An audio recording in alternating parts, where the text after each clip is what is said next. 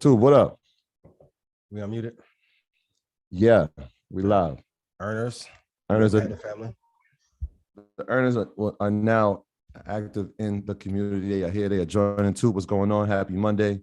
It is June 6th. Happy Monday. Happy Monday. Happy June 6th. And my dad's birthday was on the 4th, but happy belated. Happy everybody tell my dad happy belated.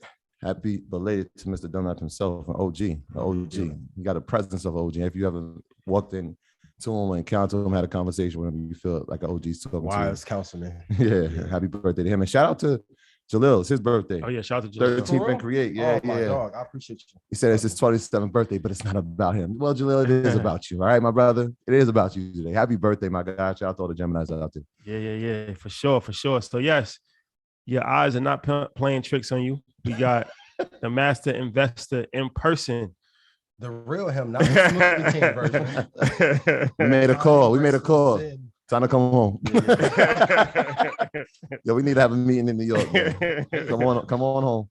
We got the mafia meeting at the round table. For real. It's the real one. The Smoothie King one died. So, I'm back. Zenned out. Oh, man. But yeah, first and foremost, shout out to everybody that caught us in Philadelphia. And thank you to the Roots Picnics for the hospitality. We hit the stage, us, 19 Keys, Ian Dunlap. And it was dope experience. My first time in a festival, like outside festival, like, where music is actually being played and simultaneously different stages and things of that nature. So it was dope to have a podcast stage, but even doper to actually, talk about financial literacy and investing and entrepreneurship during that time, and people were receptive. So shout out to everybody out there that showed us love. Yeah. Definitely enjoyed ourselves. Shout out to Philly. And once again, shout out to UTA, shout out to Roots, shout out to Live Nation. Thank you for the invite. Appreciate it. And shout out to my guy, Benny the Butcher. Mm-hmm. Finally got a chance to meet him in person, chop it up. And I'm definitely a big fan. Shout out to my guy, Zookeeper. So I met Benny, super humble, down to earth brother. And shout out to Ross. Ross always a good dude. So we met. We obviously know Ross. So when we saw him, we got to chop it up with him. And every time, just good energy, super laid back, super humble. That's our guy. Shout out to Janelle, everybody a part of that Rose team. And shout out to Isaiah. I know you said UTA. Shout out to Isaiah, man. Shout out to Isaiah. He was our guy on the ground, making sure that everything worked out for us. And shout out to Ab. You already know, man. Ab, that's family. But just watching him put in the work, man, that guy makes sure that everything is straight, not just for us, but for everybody that is affiliated. The hardest working man. It's crazy. It's crazy how hard this dude works. He's organized, super efficient, man. Nothing but love. Never miss a beat. We gotta have him on the show. Yeah, for sure. He's been acting different since that really touches him.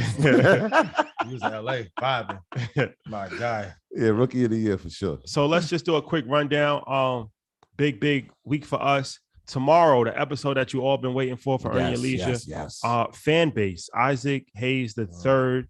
We talk about social media a lot, and we talk about what's wrong with it and how, Black creatives get shadow banned and we don't get monetized the way that we're supposed to, things of that nature. So this is a gentleman who created a Black-owned social media platform for everybody. It's not just for Black people, but it's obviously, it's tailored towards that demographic where creators can monetize. Super dope. Has all of the features of like an Instagram. And you can actually, it's a subscription-based situation. Super dope. So a lot of people was asking us, like, when y'all going to show support to fan base? So the biggest support that we can get, the biggest support that we can give is to give them a platform. So hopefully it can reach, thousands, millions of people. So check that episode out tomorrow. It's a very dope episode because it's about entrepreneurship. It's about tech startups. It's about the world of social media. It's about venture capital. It's about equity crowdfunding. So a variety of different things that take place. He's not just like trying to pitch his company. He's actually providing real information. So we even had like a slight music section in there when we talk about royalties. Of course, his father is one of the most legendary people of all time, Isaac Hayes. So that's his father. Yeah. So he comes from that, and he was in the music game as well, and made a lot of money from music as a producer. So check that out. That's a dope episode tomorrow. You mind if I ask what's the biggest lesson you guys took away from it? Real quick, you're not gonna do my Tavis Smiley. Yeah. I one of the biggest lessons that I took away from it was to see what everybody is complaining about, and then start a business from there. Mm-hmm. So it's like, a lot of times opportunity is in the complaints.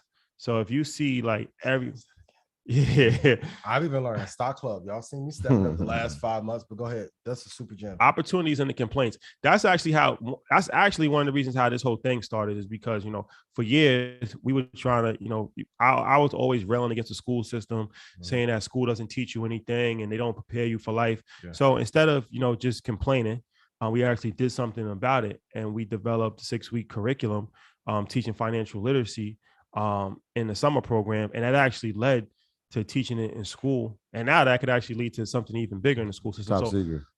So yeah. So we saw a problem. I saw a problem with not having financial literacy being taught to children, and even this platform.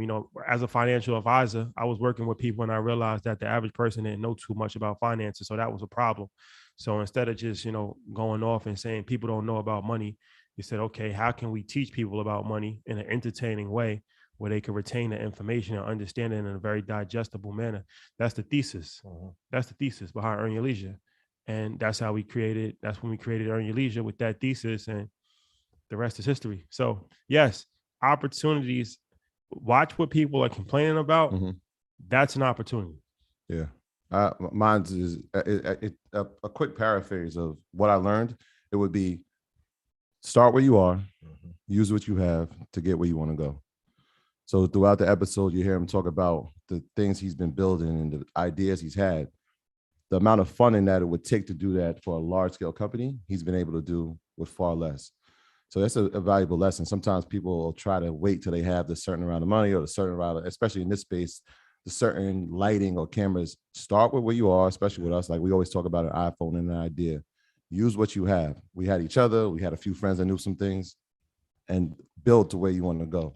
And so when you listen to the episode, that's going to make a lot more sense. But seriously, in all businesses, use what you have. And that could be people, that could be resources, that could be electronic, whatever you have, use that to get to where you want to go. Don't use Smoothie King. They said they cloned Ian. Gucci man, the Gucci clone. The Gucci clone. Yeah. Okay. Oh yeah. So we got 2 in-person events. You got to speak into it. Two in-person events this week. Yeah. One in New York City on Wednesday. We're gonna be at Puma. Y'all know Puma is actually my favorite sneaker brand. So a lot of people was asking, when's the Puma deal coming? Well, it's called Stay Tuned. But shout out to the good folks at Puma. We'll be curating a vibe, cocktails and conversations. We'll be interviewing a gentleman by the name of Claude Johnson. Super dope individual who's a filmmaker. He created a film about basketball's forgotten era. Yeah, the Black Five. The Black Five. So but this is a super intimate, exclusive event. So only for a few people. So it's free. You go to our website and you can RSVP. It's on the Puma event tab on our website. And whoever first come, first serve, you get to hang out with us, kick it. It's at Puma's headquarters in New York City, in Manhattan. You know who's the head of the basketball division, right? It's some guy named Sean Carter. Jay-Z here. Somebody send a Puma jet. Tell him we coming. Shout out to Jay-Z. We coming. Shout out to Jay-Z. It's called Getting Closer. So shout out to Jay. And then Saturday, we're going back-to-back sneakers. Sunday. Yeah. Sunday. Y'all know, I'm not a sneakerhead, but I do dabble. Let me do this. I do dabble. Let me do this. Sunday, listen, Atlanta. We coming to Atlanta. There is a sneaker convention. You want to tell them what the name is? Yes, it is. It is the Sneaker Exit. Yeah, it's gonna be at the Cobb Gallery Mall. Yes, and we are pulling up. Not only we pulling up, I told Abdullah we bringing some cash because I'm leaving with some sneakers. Y'all know I'm a huge sneakerhead. Puma, I love Pumas too. So I plan on being there. I'm gonna have some special on my feet. That's a fact. People are saying like, "What you gonna bring?" I'm bringing something special on the feet, but I plan on leaving with something special to go on my feet as well. And who knows, man? I might feel inclined to help somebody else's sneaker collection. That's how I'm feeling. I'm feeling like I might help somebody add to their sneaker collection, just being a sneakerhead and being fortunate enough to have some sneakers. That's fine. If y'all see me pull up, if you got your child with you, pull up. We might make something happen for you. Yeah. So the info for that is the Sneaker Exit that's the Instagram page. The Sneaker Exit made a post about that on Earn Your Leisure page. You can go there, go to the link in their bio. And yeah, all the sneakerheads, I'll see you there. We'll talk about sneakers later on. I'll give my thesis on sneakers later on at the end of the show. But yeah, that's our announcements. Ian, announcements? I love you guys. Thank you for being there in Philly. Stock Club call, no Stock Club call tonight because I got my baby here, Xander, with me. For everybody who saw my baby in Philly, you had a blast. Thank y'all for real. The replay from last week will be posted. Stock Club prices will be posted tonight. And if you guys can do me a favor, please post the Market Mondays flyer on your social media. And for those of you that do, I'm gonna have the team go through and I'll put something together special for y'all and do like a free training for y'all for 30 minutes. But I want to grow the show, make the show bigger, because I think this is the greatest investing show ever created. Oh, that's We're gonna take think out of nice. it. We That's take think out of it. So if y'all can share it on your social right now and have your friends tune in, I would greatly appreciate that. And I'll get back to y'all in about a month with a free training. No upsells either. Troy, Yes, sir. You get disclaimer. Yeah, I got us. And real quickly, shout out to the book club. They had a session yesterday, and we had a special guest, man. Shout out to Valencia, our sister. She pulled up for the book club yesterday. G, shout out to you. Oh, did she? Yeah, she pulled up. Yeah. Shout out to Val. All right, so y'all know how this works. Do your own research. Our content is intended to be used and must be used for informational purposes only. It's very important to do your own analysis before making any investment based on your own personal circumstances. You should take independent financial advice from a professional in connection with or independently research and verify any information that you find on our show and wish to rely upon, whether for the purpose of an investment decision or otherwise. Appreciate y'all for doing that and appreciate y'all for spreading the word of financial literacy. Shout out to everybody, like we said, that pulled up in Philly, showed us their portfolios and talked about all the research they've been doing. Shout out to my man, I forget his name, but he showed me one of the investments that we actually recommended on Market Mondays. And he was like, yo, that was crazy. I'm actually going to talk about that a little later in the show. So shout out to him. And shout out to all our people at Ally, obviously Earners and Rep Panda family. Y'all know we want to let y'all know about a great choice if you're looking to bank or invest. Ally is a leading digital financial service company with passionate customer service, innovative financial solutions, and our relentlessly focus on doing it right for both customers and our communities. So get with Ally so you can save, invest, and spend on the things that matter most to you. For everything we need, we're all better off with an Ally, and we're going to be announcing our final 5 scholarship winners later on in the show. So shout out to y'all and tune in for that. Welcome to all the earners that have already been selected. You're part of the family. Yeah, put those 5 in Stock Club too. Ian, Yeah, we got you. let's do this. Let's switch mics.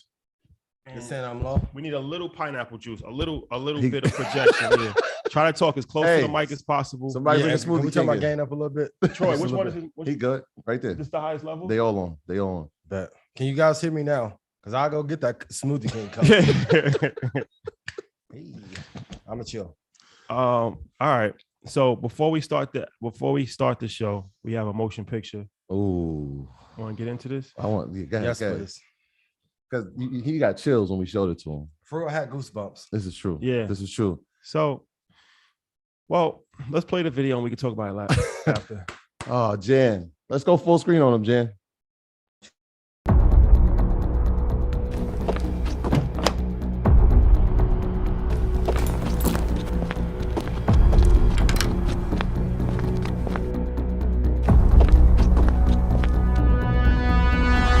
So what can I do to help?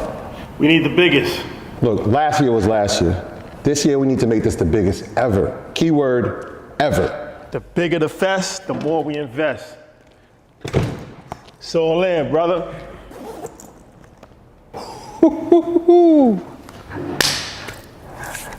Let's put this someplace safe and get it popping.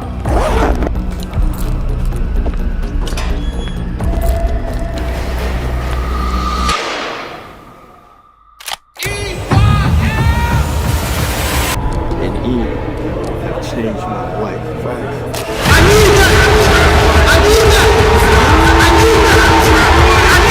I help change your life, say I love you.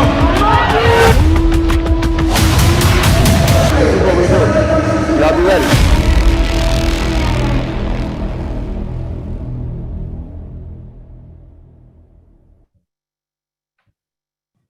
There you have it, ladies and gentlemen. InvestFest 2022. You thought it wasn't going to happen. You were sadly mistaken. Not only will it happen, but it will happen 3 times bigger.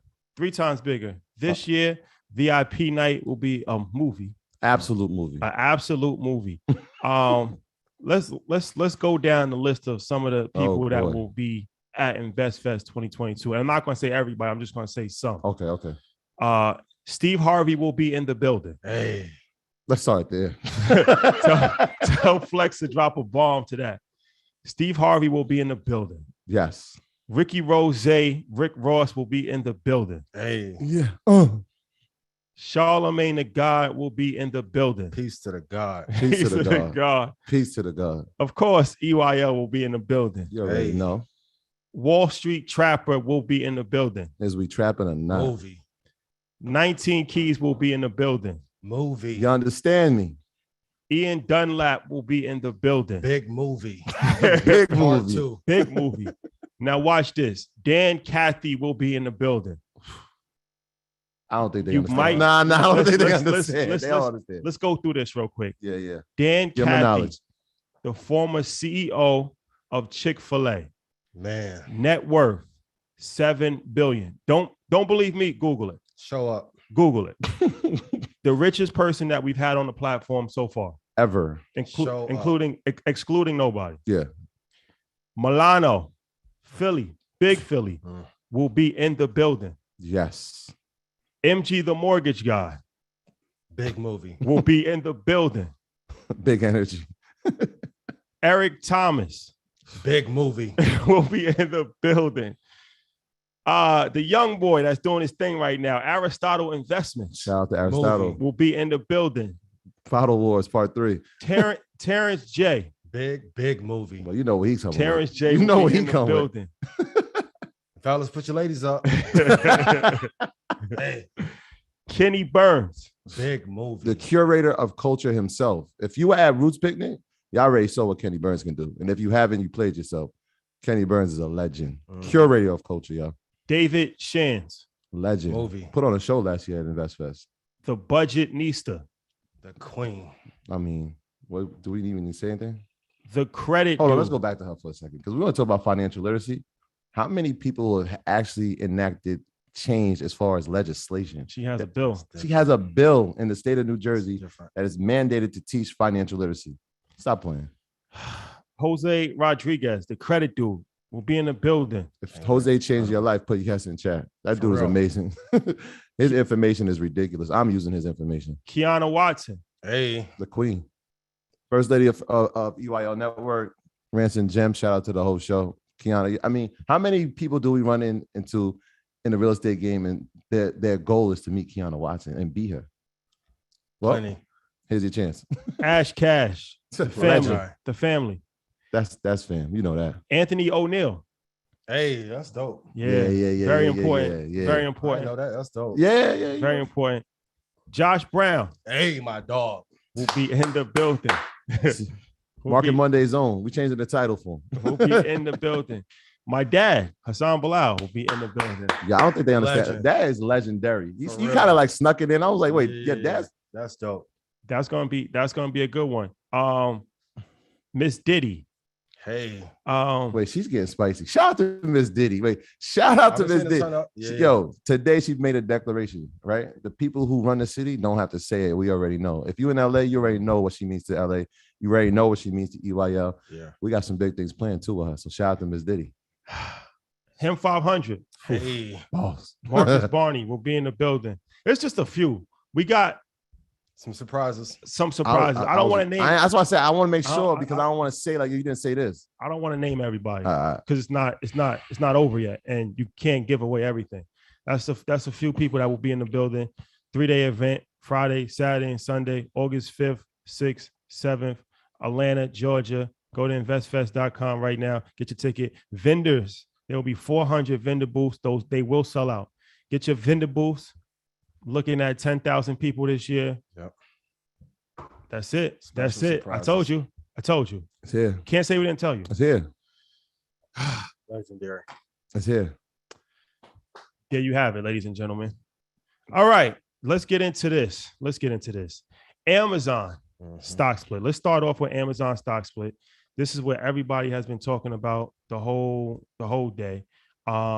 It's split today, and I actually been doing some research on this. So, stock splits have outperformed. So, let me just make sure. I'll pull this up. But while I'm pulling it up, I know in the past we said to wait for Amazon to pull back, right? Are we still taking that approach to wait? Because what they're saying too is that a lot of people are getting dragged into the market. It's like quicksand because the market is still on shaky ground, but so many people are excited about Amazon stock split that a lot of new money's came in today, probably will come in for this whole week. So any caution for new investors that are just starting to invest off of Amazon? Is it a good time to buy Amazon, or should they just be a little cautious about not just Amazon, but the total state of the economy and the market? If you guys are going to be patient, you will make profit. And if you don't, I'm not going to yell, no smoothie cup for me. If you don't listen, you're going to pay the price. So if you're going to hold Amazon for 5 years, for sure, please put 5 years in chat. Every person watching, you're good. If you are looking to flip or hold it for a short period of time, you're going to be in trouble. The low to boat price, I know stock club members, you're going to be mad, but 90.48 is the area I want you to wait to like load up at. But if you buy it now and you set it and forget it for 5 or 10 years, you'll be good. And if we've made you money, please put yes in chat. For those who are new, who don't know, what I don't want to happen is you're excited, like how you were about Doge and Shiba and Solana, which was supposed to be decentralized. And we'll talk about that later. And then if you buy that 124 and it slides to 115 or 100 flat, you're crying. I want you guys, because you guys are the best group of investors ever, I want you to stay focused on prices that will pay you. So 90.48 and 100 is where I want you to load. If you buy it this week or today and just want to get it out the way, I'm not mad at you, but you have to hold for 5 years minimum. Yeah, keep it as a long-term investment. And even that 90.48, that's like 2019 levels. And so if you look back to that date and where it's going since then, for it to have a pullback like it is, it's like if you wanted to get invested in Amazon and you believe in the growth of it, and obviously we've spoken about it numerous times about where we think it's going to be the second half of this year and going forward, this is a good time, in my opinion. Like I said, if I liked it at 130, I should like it at 120 as well, because we're going to keep it long term. Shout out to everybody that actually pulled the trigger and actually made a decision to invest. So like a lot of people will say, hey, should we invest before the split or after the split? Most people will sit and they won't do anything. Right? And so, like I said, if you would have bought it on Friday and you bought one share, now you have 20. The problem is that now if you didn't, are you still willing to buy 20 shares when it's at $124? Or you're going to say, like, well, since it's $124, I'll buy 5 shares. And so you got to figure out what your plan is going into these investments. And so shout out to Neil Davis, my boy. We actually sat down and he was like, listen, I don't want to be on the sideline anymore. I want to be active. And so we actually sat down and drew up a plan, and he executed on his plan. His plan was to get to 1,000 shares. He bought 20. He saw it split. He bought more. And so now he's got a plan of where he wants to go. He wants to be part of that 1,000 shares, 100 doors club. So shout out to him. So there was a plan that was in place that we actually came up together. So I would encourage people, make sure that you have a plan and make sure you take action on the plan. You actually execute it, right? Because if you're just asking the questions for the hell of it, what's the point, right? The question was, should I do it before or after? Well, both have happened now. So what did you do? Take advantage of it. I mean, we've slid down, and for everyone who was like, hey, it was too pricey. And I'll tell you guys this open and honestly, Stock Club members, I'm sorry. Amazon has been in the top 4 picks of Stock Club for 6 years. Hasn't been as cheap in a long time. Please take advantage of it. Once again, 90.48 and 100 flat is where I want you to buy. If you hold for 5 years, you'll be great. And if we made you money, please put yes in chat. I want you to go do. I don't want you guys to learn and not execute. I want you to be rich. If you want to be rich, please put rich in chat. You're good. So it's crazy, man. I remember you were thinking about getting in, and you said every day since it went up. Since we said that on Market Mondays 2 weeks ago, it went up 30%. It's gonna pull back though, right? So I mean, it's gonna have these ebbs and flows where it pulls back, but like again, have your plan. Where's your entry point going to be? And make sure when you have the entry point, when it comes, execute. And if it does pull back, then there's another place to average down, right? So you dollar cost averaging down, but don't get crazy with the dollar cost averaging, right? I know one of the things that I took that from you was like, listen, if I have to dollar cost average more than 2 or 3 times, you messed up. Then I messed up somewhere. And so make sure that your prices and the points that you're going to get them at are important. So here's some historical data. Let's do it. Since 1980, out of all the stock splits that have happened since 1980, compared to the S&P 500, in 3 months, there's companies that have split their stocks were up 7.8%, and the S&P was up 2%.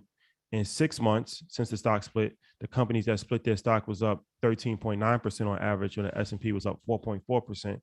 And in 12 months, the companies that split their stock was up 25% compared to 9% to the S&P 500. So what does that say? Of course, the past is never a guarantee what will happen in the future, but it is a good indicator. So history is on the side of Amazon and Google and Shopify, probably over time. That they will probably outperform the market and outperform other in their space, even though nobody's really in their space, Google and Amazon space. But they are the best. So the odds are, looking at historical data, it looks very likely that Amazon, Google, these companies that are splitting their stocks will outperform the market in the next 1 year, 5 years, 10 years. Are we gonna put Shopify in there too? Shopify, dark also. horse. Yeah. But also too, quick quiz question. What retail company is better than Amazon? Domestically or internationally? I know sometimes this seems so hard. Investing is really easy. Invest in the top 4. They're the best in the space. If you just literally, even in crypto, Bitcoin for a while, Ethereum, you have to go look out for the crypto regulations, because if they classify Ethereum as a security, it may change a few things. But if you invest in the top 2 or 4, you're good. Everybody, please put investing is easy. And then since you're a part of the free Market Mondays hedge fund, the free course, which is Market Mondays, I'm telling you what to do. Profit from my years of experience. And these are the ones I'm investing in. So if you can get in at 90, 48, 100, and for those of you that have already had it, I'm sure you woke up, you were pretty happy. Moving to the upside, by the end of the year, Amazon should be like a 157.92-ish. You'll be happy. All the investors that hold for a long term, every asset class, please write this down. Every asset that you own, hold for 10 years. All the gains are there, and you're good. Yeah. Yes. All right. So that's the Amazon stock split. Let's go over some quiz time. Ian talked about Urban One last week. Yeah. For the culture. He's very passionate. Very passionate about Urban One stock. $6.94 for those of you who say you don't have enough money to put in.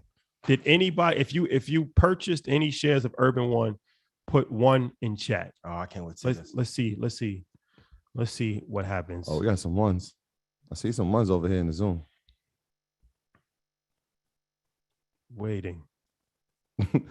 YouTube said I'll wait. Do we want the culture to win or not? Urban One. Legendary situation. Okay. Okay. I see some ones coming in. 1. I didn't even realize that, but 1 for Urban One. That makes sense. Okay. I see a lot of ones. Coming in. When you guys are saying, hey, I wish that we could do an AMC GameStop takeover. If you truly believe in culture and us doing better, we have to support the companies that we believe in that are backed by us. I want to see it in action and not talk. So I don't think many people will invest. That's my thesis, but I hope you guys do and pile in, and we can drive the value of this company up. You can't tell me that AMC actually provides more value than Urban One. It's just that their apes got into it and pushed it up. So Man, stayed alive. Yeah. Yeah, similar. GameStop, same thing. We've seen it happen. All right. Okay. All right. So let's go into this. What's the most important indicator in the market? Quiz time.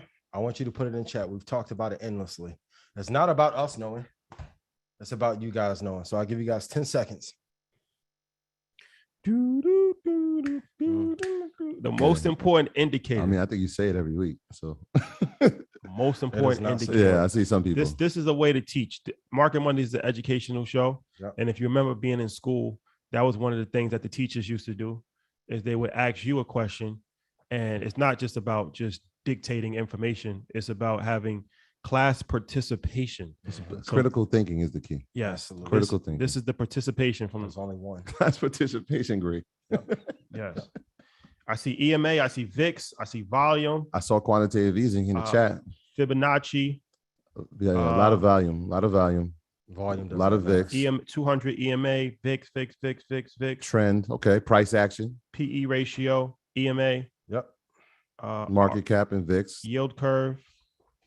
Valuation. Number one indicator in the market that moves the market is quantitative easing. Quantitative shout easing. out to the earners who put that. Quantitative easing, Ding, ladies ding, and ding, gentlemen, ding, for ding, ding, ding, 500. ding, ding, ding, ding. Quantitative easing for 500. And here's why. If the Fed is not printing money, it was an interesting report that only 12 out of 500 companies can actively produce profit without the Fed.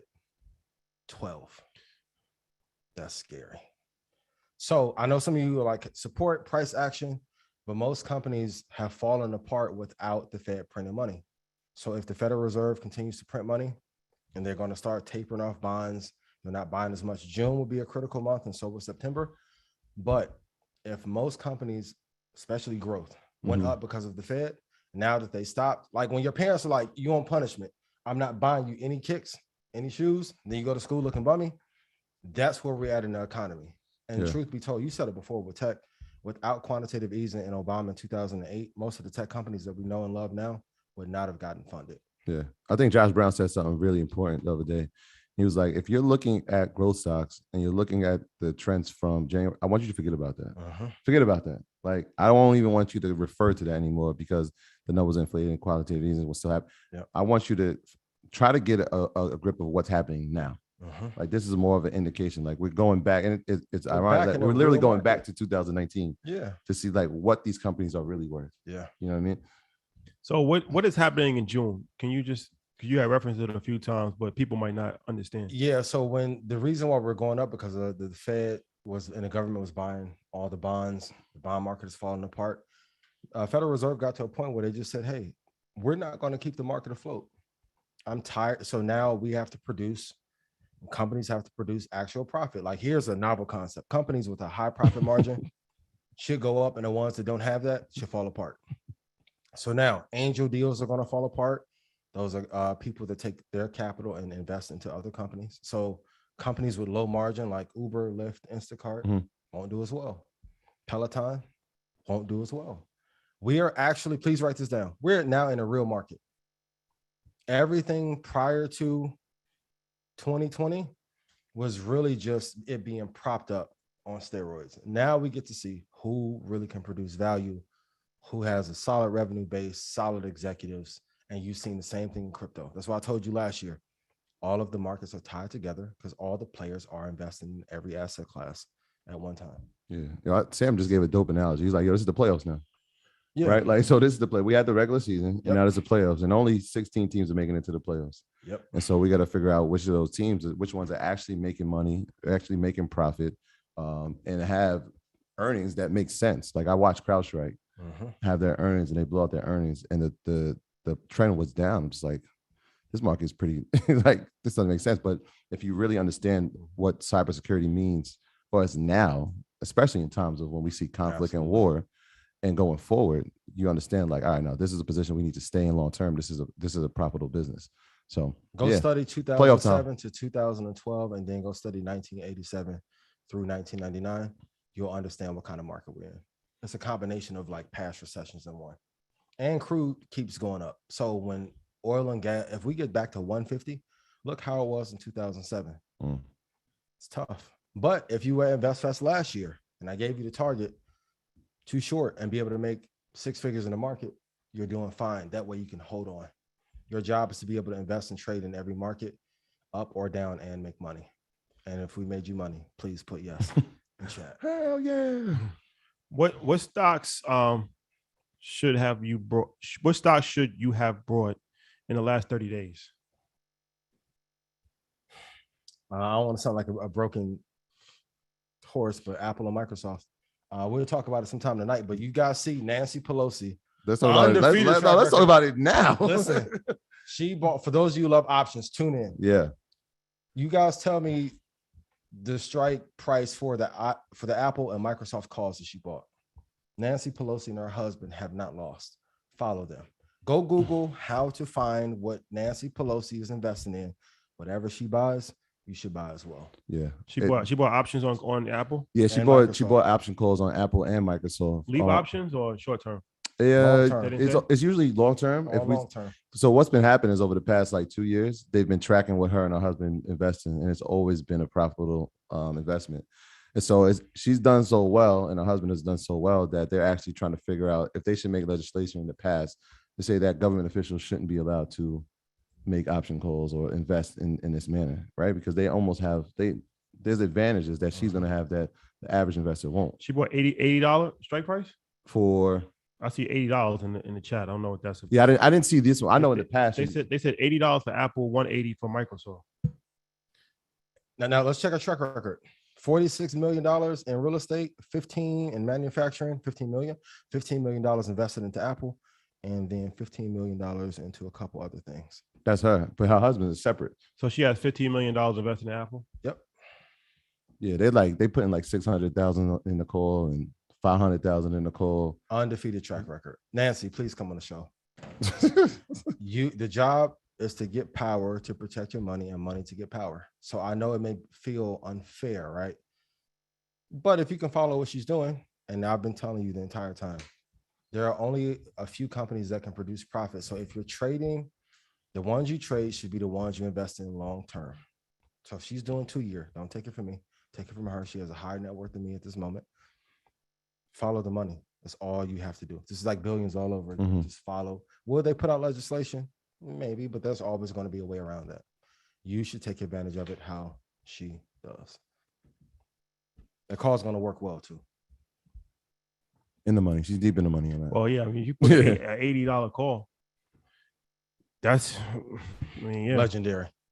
Deep in the money, right? So obviously, if it trends up, that 500,000 can turn into something real special for her. Amazing. That's what she put, 500,000? I think, yeah, on the app, or 600,000, something crazy. 600,000, yeah. Shoddy mind turning. Madam Secretary. Follow the money. What are 8 things to look out for to know if we are in a recession? Well, number one, you have to look to see what percentage of companies in the Dow and S&P 500 are profitable. So just go study net profit. You want to see consumer spending go up. It's currently down. Third, I've told you guys this before, foot traffic. So when people are reporting numbers, a lot of times you can go into a store and ask the manager, hey, are sales up or down year over year? So for those of you that are like seriously invested, you want to know those numbers on a local and a national scale. Number 4, for the new IPO, how many new IPOs there are coming this year. So in 2020, it felt like everybody had a SPAC. It was a new IPO. Now all of a sudden they're tapering off. That will give you an indication. I know they keep telling everyone that jobs are better than ever, but go ask amongst your family and friends, especially for those of you that are Black and brown, how many of your friends or family are being hired or at your job if they're hiring or not. Some of these things you just have to do on your own. Number 6, keep your eye on real estate prices. Number 7, are any of you getting raises in your jobs? Because the truth is, most companies are going to find a way to begin cutting off full-time benefits by putting you part-time or laying people off. We'll talk about Coinbase in a little bit. And then number 8, in aggregate, I want you to call the top 30 people that you talk to, text them right now and ask them if they're worried about the market or not. And by market, I mean their own personal economy. If you don't have 4 out of 8 lined up for you, things are worse. So I know some of you be like, hey, I don't want to watch the news. If you talk to your own personal family and friends, you'll get a feeling for if the recession is here or not. We're going to be here. So don't let them play with the data and say, well, jobs are technically up. I told you guys in Philly, I read a report that the Black employment rate will never surpass the 2006 level. And people are like, I don't think that's true. I'm like, but that's why you have so many more entrepreneurs that are Black now, because you know this. Now, if they're not including in the people that never went back, y'all can play with the numbers. The thing about stats, you can make a stat. You see it on ESPN on this Thursday. Ian had the best basketball game of anybody in history. Super analytics. For this 2 minutes. Yeah. That's like, that sounds good. But when you look in your checking account, your savings, your portfolio, do things look better or worse? Things are worse off than they were before. Yeah, and if all else fails, we can just wait for Cardi B to text it. Listen, Cardi indicator. Cardi B. Shout out to Cardi. Shout out to Cardi B. Cardi said, I wonder when they're going to tell us. Cardi, there goes the steps. Let's talk about this. Square and Apple announced partnership. Yeah. Shout out to my guy. Yeah. Told you. So if he go ahead. No, go ahead. But so now if they partner and help on introduction to Bitcoin and crypto, and they have a partnership with Tesla, I think Square would be okay. I kept telling you guys, wait. I know it took a dive, great. And I don't have an issue being wrong. If I'm wrong, I'll be happy to come on here and say it. But if they pair with Apple and Tesla. And no additional technology, right? Because they're saying that you don't even have to put the piece on it anymore. Yes. It actually, you can just do the fully integrated. The fully integrated, using Square fully integrated into the phone. Benefit them or not. And I truly believe before Tim Cook leaves, they will probably try and acquire Square. Yeah. And so that news actually affected some of the other buy now, pay later companies, where we saw a firm pull back a little bit today. And so that type of merger, obviously we talk about Block all the time, we talk about Apple all the time. To get that type of news and hear some of the new technology that Apple's about to offer, it's like interesting times, right? Square for number one, obviously is the innovator in that space. And so that's a key, not acquisition, but partnership. So I'm interested to see what happens long time on that. Shout out to YouTube. 8,500 people want to check in. Love you guys. Oh, shout out to the two. Pushing two. Yeah. Shout out to the two. Let's get this up to 9,000. Hit the like button and share. Yes, very important episode. Very important information. A firm went from 176 to 30. It's at $23 now. Yeah, it got down to 23. Got down to 23. Go lower. Speaking of Apple is a big day for Apple. They announced a lot of updates. One of the updates is the iOS 16, which will now allow you to edit sent text messages and delete sent text messages. Like, WhatsApp, before somebody reads it, let's say you just had a night. You just had too much. You had a little bit too much pineapple. Too much pineapple. Need a mulligan. And let her know I read it though. Saved a bunch of relationships, including one of my old ones. Boy, you sent the wrong text. Tim Cook. Go ahead. Or you sent the text to the wrong person. Yo, that happens. That also happens. That happens. Yeah. And then you realize it right when you send it. Oh, that happens. That's happened to me a few times. It's happened to everybody. Yeah, like wrong Troy. Oops. Yeah. Oh, you was on the receiving end of it? Yeah. Okay. Yeah. All of that. Okay. We'll leave names anonymous. Yeah. So, but yeah, they should have been did that because even in like Instagram, you could delete DMs. WhatsApp, you could delete. So not only will you be able to delete, but you also will be able to edit. That's interesting. That's fine. So that's something that they announced today that will be rolling out soon.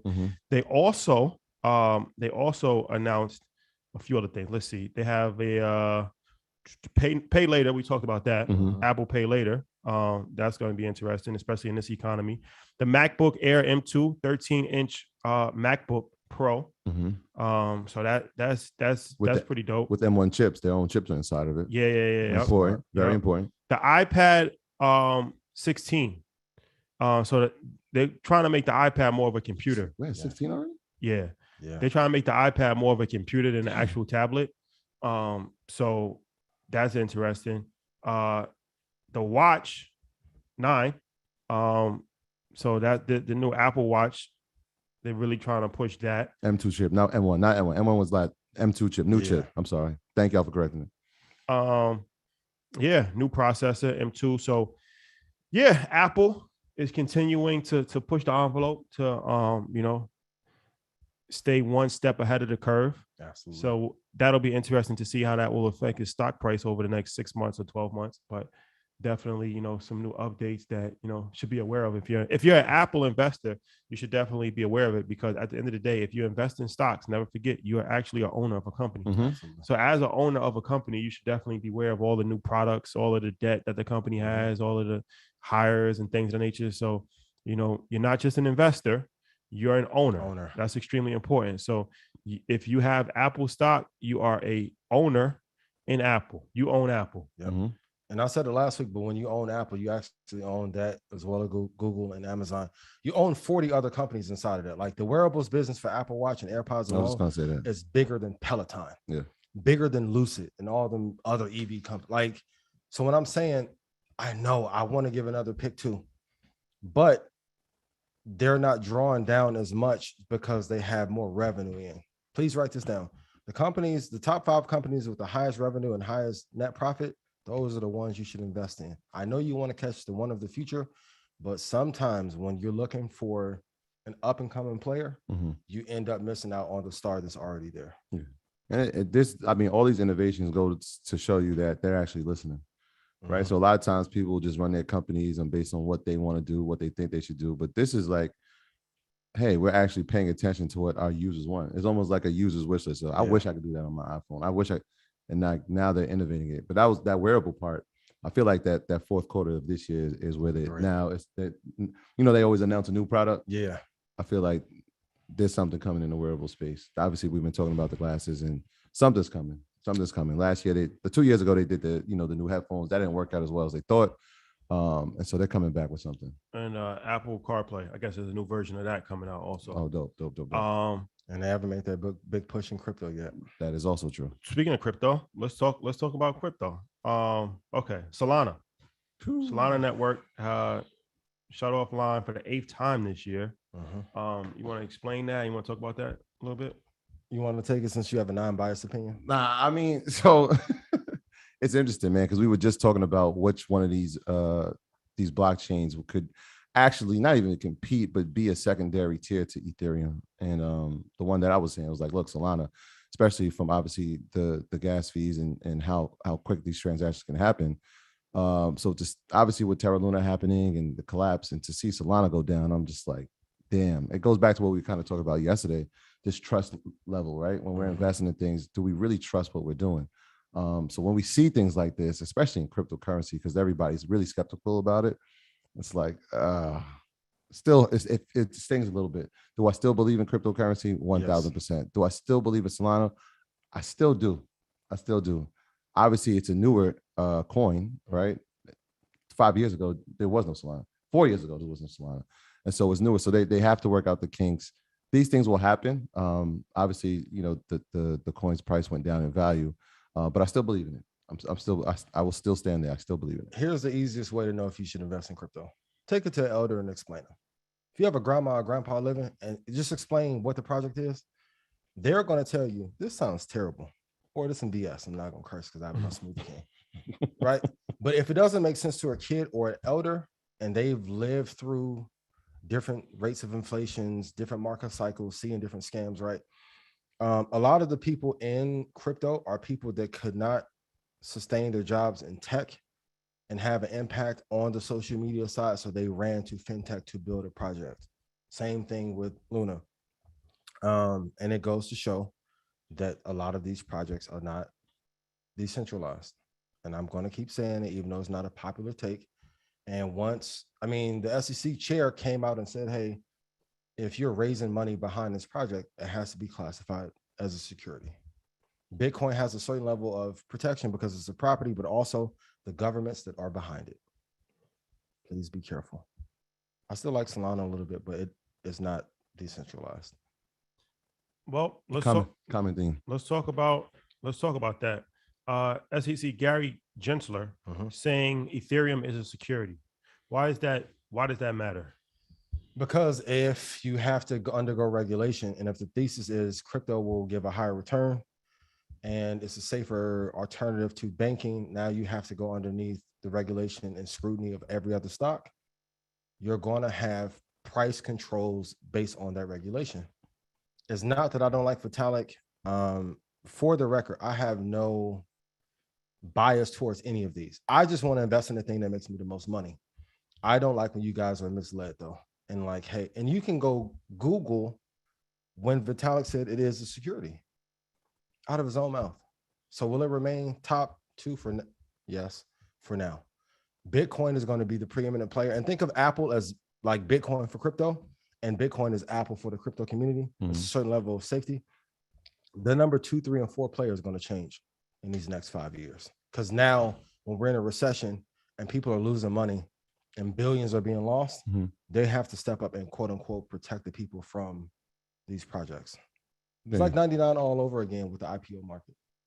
I'm trying to think about how much they've changed over the past 5 years, right? Because 2016, 2017. Yeah, those Litecoin was on fire. Where's Litecoin? Litecoin was definitely number 3. XRP was definitely 4, and it's still in the top 10. Yep. We had XLM up there. Tron was up there at one point. Yep. Yeah, I mean, they just changed, and that's the key. And I always try to compare it to like when people say it's a .com, it's a .com, and I'm like, well, if it's that, then let's find the Amazon, let's find the Google, right? Let's find the Apple, and then hold on to that. So that's important. That's why it's like important. And a lot of people are like, well, how do I find the use case? Well, that's when you got to do the research and read the white papers. And if you believe in this use case, then go follow the money too, because if the governments are backing Bitcoin as the preeminent player, that's the one that, and that's why I keep saying, like, I know people hate the way that I say it. I don't know how else to say it. If the governments and hedge funds are putting their money into Bitcoin, that's the one that's going to survive. There's no business on earth that banks and hedge funds don't touch. You can argue it all that you want to. This isn't my opinion. You can go look at some of the interviews of the people who created this. They're going to tell you there's a reason why Bitcoin gets to get classified as property while other things do not. And also, if it's a player after the fact, if you're a copycat or the 19th best crypto, most cryptocurrencies are going to fall apart. Most projects are going to fall apart. Just invest in the top two. I saw a comment earlier. A lady said she's been watching for 2 years, don't know where to start. VOO, index fund, Apple, Microsoft, buy those every month. It's not about having the most knowledge. It's really just taking the information and then applying. And then also on the crypto side, buy Bitcoin. That's it. Stay on number one. So Elon Musk, there's rumors that he's stepping away from the Twitter deal. That's interesting. That's interesting. Why? Well, there's a number of reasons. Why is the real question. Is he stepping away because of the alleged amount of bots and he can't get a real accurate count of the active users? Or 23% of Twitter is bots. Or right, so he couldn't get an accurate number. So he's saying like that might be a term that couldn't be met and information that couldn't be provided. So I'm stepping away. Or is it because the price at which he was willing to purchase it at, I was thinking like $54 per share. Twitter is no longer at $54 per share. It's actually like $39 per share. $39. So like we've seen the he overpaid for it. And so now is it like, hey, I overpaid for this acquisition, $44 billion. It's not worth that right now. Like 3 weeks later, is he trying to get out of the deal because of that factor? So that's why I'm saying the why is very interesting. Yeah. A good transition to about Truth Social. Told you, I'm telling you that if I offer, you think that's the next move? Of course. Oh, okay. Why not? Because then if you come out and say, hey, next election, I've been historically Democrat, but now I'm gonna be Republican. Oh, great. Buy Truth Social, then promote Trump. Okay. You get power to be able to control politicians. Yes or no? Okay, I'm asking you, do we want to have honest conversation or do you want me to give you fluff? Let me get my bottle. I'll step away and be calm. Rashad, you don't got to worry.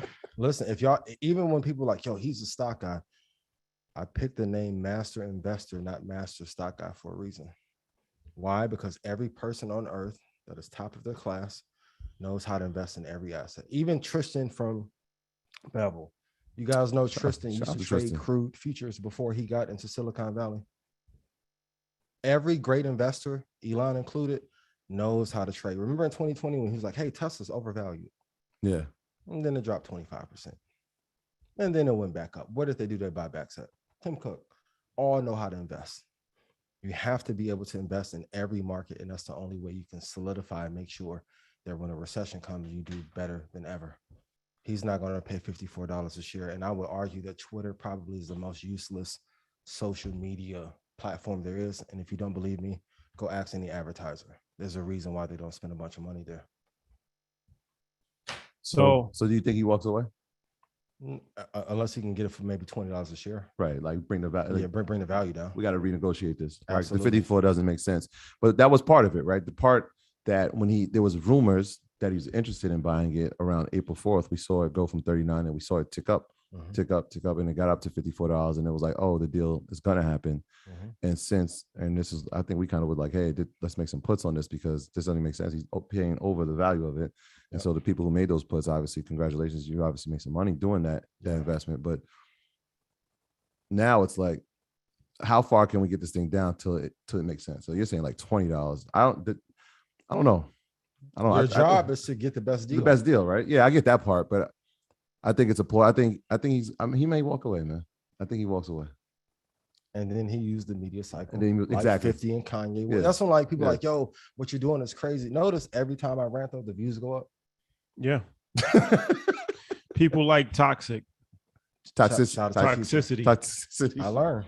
Right? It's the Same clubhouse. It's the Elon clubhouse. It's clubhouse effect. Yeah, but you have true. to learn to turn that into something of value. Like the 50% value of Twitter is at $47.44. Mhm. You think he would pay what half the value is? His job is to get an 80% off. Right. Everything is in a price. Please put in chat.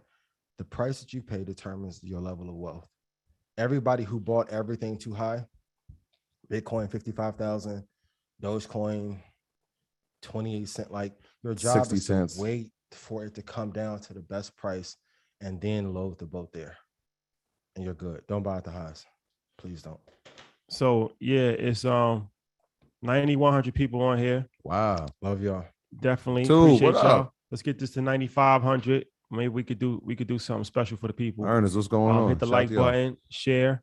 But since this is a big episode, let's give them some bonus content. Troy, did you make any moves in your portfolio you want to talk about? So I did. So people were asking, what should we do? What should we do when Amazon splits? Let's do both. I already have positions in Amazon when it split. Obviously, I got more. And so now Amazon is nearly a part of my 1,000 shares club. And that was part of the conversation. Shout out to Myron Golden and Neil. We have this conversation. Yeah. And he was talking about cover calls. And so that's something I'm studying now because I already know, like, once I have shares now, instead of buying options, I can sell them. Mhm. And so that's something that I'm interested in doing. So I was like, look, the first foundation of that is having the shares. And so let's start with 100. And so, yeah, I got more shares of that. What else did I do? Oh, CrowdStrike. I obviously did the research on what they were going to do going into earnings. And so I got another call on CrowdStrike out into, I believe, September, like at 170 or something like that. So yeah, man, just making like short strategic ones, not over trading, having a lot of cash. Around how many trades are you? So this is May. That was May. So I did like 2 in May. And that's not even a trade. Like I bought shares. I don't even count that as a trade. Like an option. I did one option last month, but just making these very strategic plays, as opposed to, when we were doing, hey, let's invest 2 years out, which is great and has worked out for us numerous occasions. But let's make some short strategic ones inside the money, so that we can have some growth as well. Yeah, and then after 17 months, like you guys put in chat, when did they announce that we would be in recession? I told you guys in October, but when did the Federal Reserve or the government announced that we were in recession? Will this be over? 17 months after that date, historically. Like it's almost like to the T, 17 months. This summer will be rough. Even Jamie Dimon said, hey, hurricane is coming. Hurricane is on his way. Don't know what kind. Summers are tough. Could be a category 1. If you are not a good trader in the summer months, please write this down. I want you to practice June, July, August. Yeah. So you don't blow up your account. Come back in September, October, you'll be able to do great. Yeah. And then just continue to buy it. 17 months from the date that they announced it, that's when the coast to be clear. Yeah, and those months are important. And we kind of said this like after people they don't really understand that. Like after we finish Market Mondays, like we usually get on a phone call, like that was amazing. I forgot to say this. And one of the things we spoke about was like telling people about June, that third quarter, right? Mm-hmm. These are the summer months.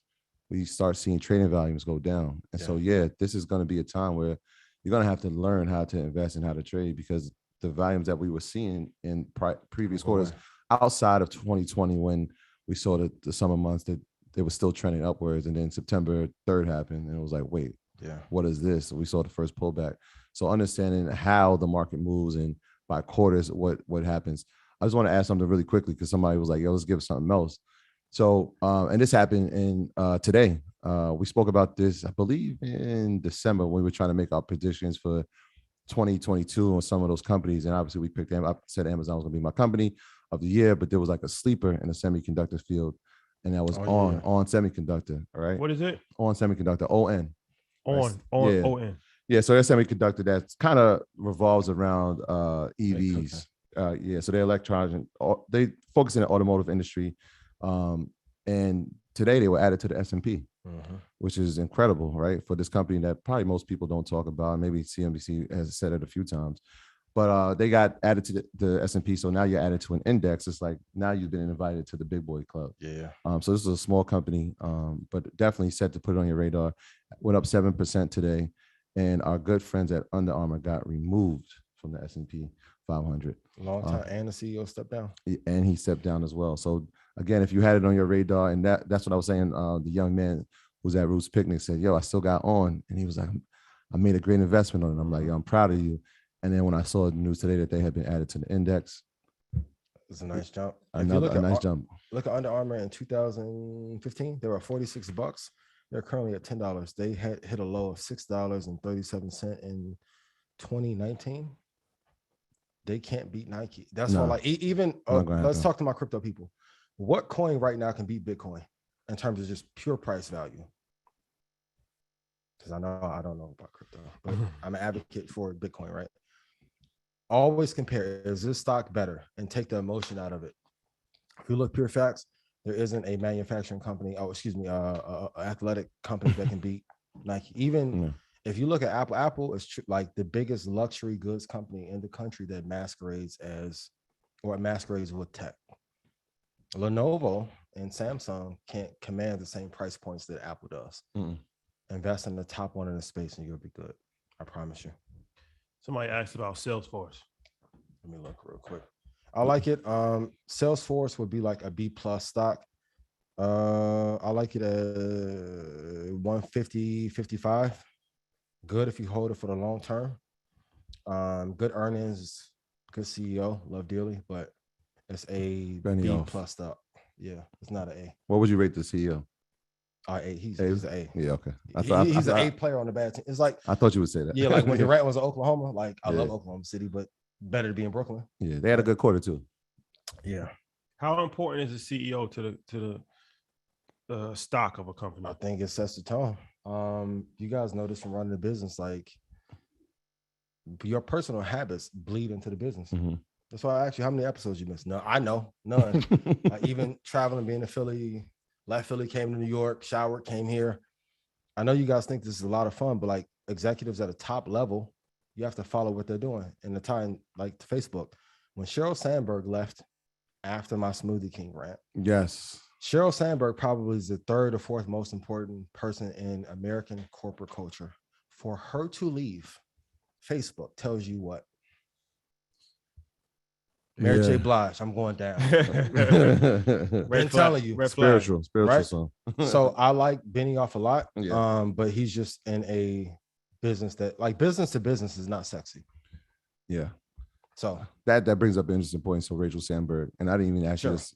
I'm sorry, Cheryl. I'm thinking. I know you're tired. Yeah, no. I'm thinking of somebody else. She did step down, and obviously was a number 2 at Facebook or now Meta. Where do you think she goes? Because there's rumors, maybe politics. Do you think she goes to another company though? The political landscape first, but I would not be surprised if she does not end up at Tesla or Apple. Okay. Tim Cook, whatever she wants, give it to her. Free agent of the year. Absolutely. MVP. Because you can see without her guidance, same with Tim Cook. Like, I know Johnny Ive on a design front for Apple was like put front and center for a long period of time, but Tim was the one that was like the driving force to help, because you need that balance. And we saw it with like San Antonio, like Spurs. Popovich from my hometown acts crazy. So that's where I get it from, right? But you need a calm player like Tim Duncan that would just run things in certain operations. Same thing, when I see Asa like come through, he just come through and do the job every time. No complaints. And back to your point about CEOs, a celebrity CEO does drive value a lot higher. Like, who's the CEO of IBM or CEO of Schlumberger or Caterpillar? Most people have no clue. Right. Never seen them. So that's why I tell you guys as business owners, if you want to hide, you can hide and be behind the scenes. And you guys know I hated being in front of the camera. But in order for people to trust you, they have to see you, your body language, mannerisms, everything. We trust Tim Cook. We trust Elon. Even Trump, when he made his run from apprentice to president, if he wasn't on TV, no one would have voted for him. So a celebrity, please write this down. A celebrity CEO does drive a higher multiple for a stock than a non-celebrity CEO. Yeah. It's always been the case. Yeah, that should be part of like the research sheet, right? Like if we created the perfect research, like how would you do your research? I'm thinking about that. It's like, yeah, the first column should be listening. Yeah. Who's listen to Market Mondays and Ian. Who CEO number one? Yeah. Right. Because I would challenge. I think more people could name the NBA coaches than CEOs of companies. Absolutely. Right. Yeah. You know it does have a great impact. Yeah.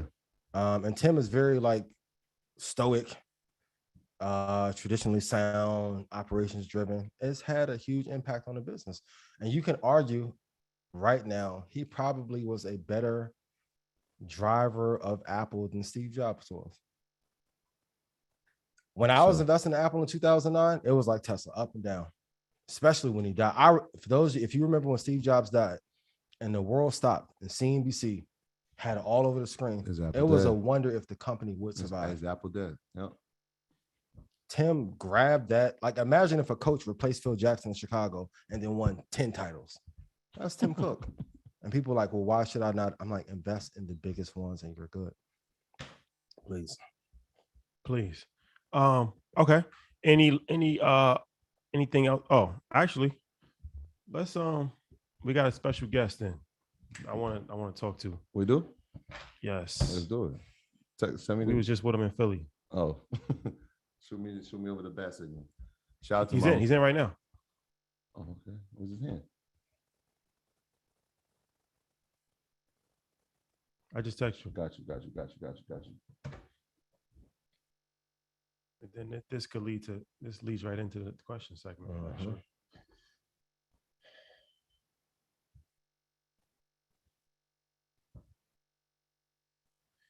Yes, ladies and gentlemen, hit the like button. 9,200 people. Please share. Very, very impressive. Very on impressive. The screen. Hey, Matthew Garland. How you doing, young man? My brother, how you doing?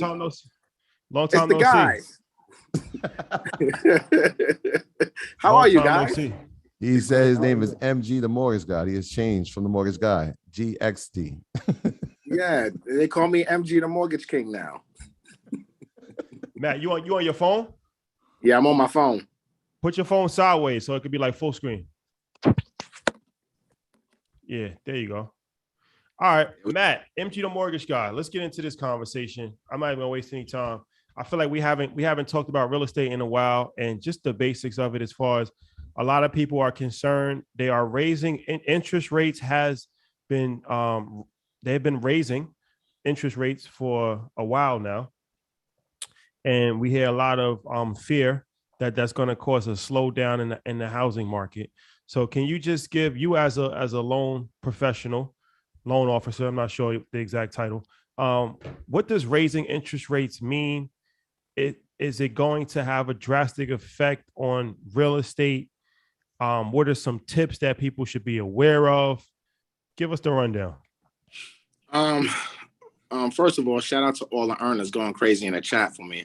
I love y'all. And love is love. So shout out to all the earners. So first of all, this is Matt Garland, NMLS number 58700, better known as MG, the mortgage guy. I am a licensed loan professional for almost 20 years in this business. I've been through a couple cycles, and what you guys are seeing, ladies and gentlemen, is something that is normal. This is not something that is abnormal. This is something that happens all the time. I've been preaching this for God knows how long on this internet, that interest rates will always go up and down, right? What we've seen over the past 2 years during the pandemic was a once in a lifetime opportunity. And when these opportunities happen, you have to take action. And this is why I've been screaming to my lungs, guys, go out there and buy real estate. Money's the cheapest it's ever been, and it will never be this cheap again, and it won't stay like this for long. Now, did any of us expect rates to go up 2% in a 2-3 month time frame? Absolutely not. No one was prepared for this, no one in the industry, not the consumers. But this is not abnormal. This is how the markets moves, and this is a good lesson for everybody to learn, is that the market does not wait for you in your plans. The market doesn't care if you want to get an 800 credit score. The market doesn't care if you want to save more money. The market will do what the market will always do. Now, will this create a slowdown? Absolutely. There's a lot of buyers who will not be able to qualify because of home prices increasing and interest rates increasing at the same time. Will this cause a crash? Absolutely not. This will cause a slowdown. This will cause a correction that is needed. Home prices appreciated too fast, too soon. You know, we have 20+% appreciation year over year during the pandemic years. That is not normal appreciation for real estate. Real estate normally appreciates 3 to 5%, depending on the market, maybe 7%, just depending on where you are. What we're going to see for the remainder of 2022 is that home prices will start to level out a bit, but that does not mean a crash, ladies and gentlemen. I need you to understand that. Home prices will still appreciate 5 to 10% this year, depending on what market you're in. But again, that's not a crash. So you're going to start seeing more houses stay on the market longer, which is a good thing for you buyers who've been waiting to buy a house, right? You're going to see some sellers now start to reduce their prices because they were unrealistic from the beginning. They were just trying to milk everything that they could get. So when you start seeing prices go down by 10,000, 20,000, please understand that that does not mean a crash. That just means they were just overpriced from the beginning. They tried to test the market, and now the market is telling them they have to reverse and go a little bit lower. But what we're still seeing is homes are still going under contract in less than 2 weeks. We still have less than 2 months of inventory nationwide. And the supply issue is the biggest problem that we have here in America when it comes to pretty much everything from cars. We was having this conversation. We ran into Eric, the car industry. You can't get a car right now, right? Lumber prices are going down right now, which is good for those of us who are building homes and things of that nature. But again, you still can't get the lumber, right? So these issues will still continue to keep it a seller's market, I believe, up until 2023. And I've been very vocal about this, and I've told everybody this several times, that I think in 2023, third quarter, is when we're going to start seeing a significant slowdown in the market, because it's going to take time for what's happening right now with the Feds raising rates and things of that nature for it to go through the system to kind of like marinate, so to speak, and for us as the consumers to really start seeing some price reductions. So I think right now, if you're looking to buy, I'm always going to tell you, if you're financially secure, you have down payment, closing costs, and you have reserves, and you have job security, or your business is doing good, and you need to buy a primary residence, you should absolutely do so, but just be smart about it. You know, don't pay above asking price. I've never been on here saying, hey guys, go out here and bid 100,000 over asking price. I'm not a fan of that shit, because I'm not going to do it for myself. So I'm not going to tell you guys to do something that I'm not going to do. But I think people should still go buy a primary residence if you need a place to live. And absolutely, you should go out here and start investing, because there's going to be a lot of people that are going to sit on the sidelines because they're waiting for something to happen that might never happen. So there's going to leave more opportunities for buyers out there who are educated, who have capital, to go out here and pick up some deals. Matt, quick question for you. I saw a comment over and over again. Can you define what percentage is a crash for the housing market? Man, I would probably say when you start talking crashes, you're talking about negative 20% in home prices. That would be a crash, kind of same similar to the stock market. But again, let's call a spade, right? The market has appreciated almost 40% in real estate in the past 2 years, probably more in certain areas like Arizona, probably down near 50, 60%, right? Let's just say the housing market goes flat in these areas. It's still up 40, 50%. You know what I'm saying? So even if everything's just going back to what the levels it should be. It's just going back to where it should be. So even if you're talking about, well, it didn't appreciate 20%, it only did 5%. That's not a crash. It's still up, right? Like it's still the recalibration. Up. Yeah, it's a correction, right? It's getting back to some sort of normalcy, which we need in real estate. I mean, let's call a spade a spade. People cannot afford for it to keep going up at these prices. So we need this intervention to happen right now. We need home prices to kind of level out so people can afford.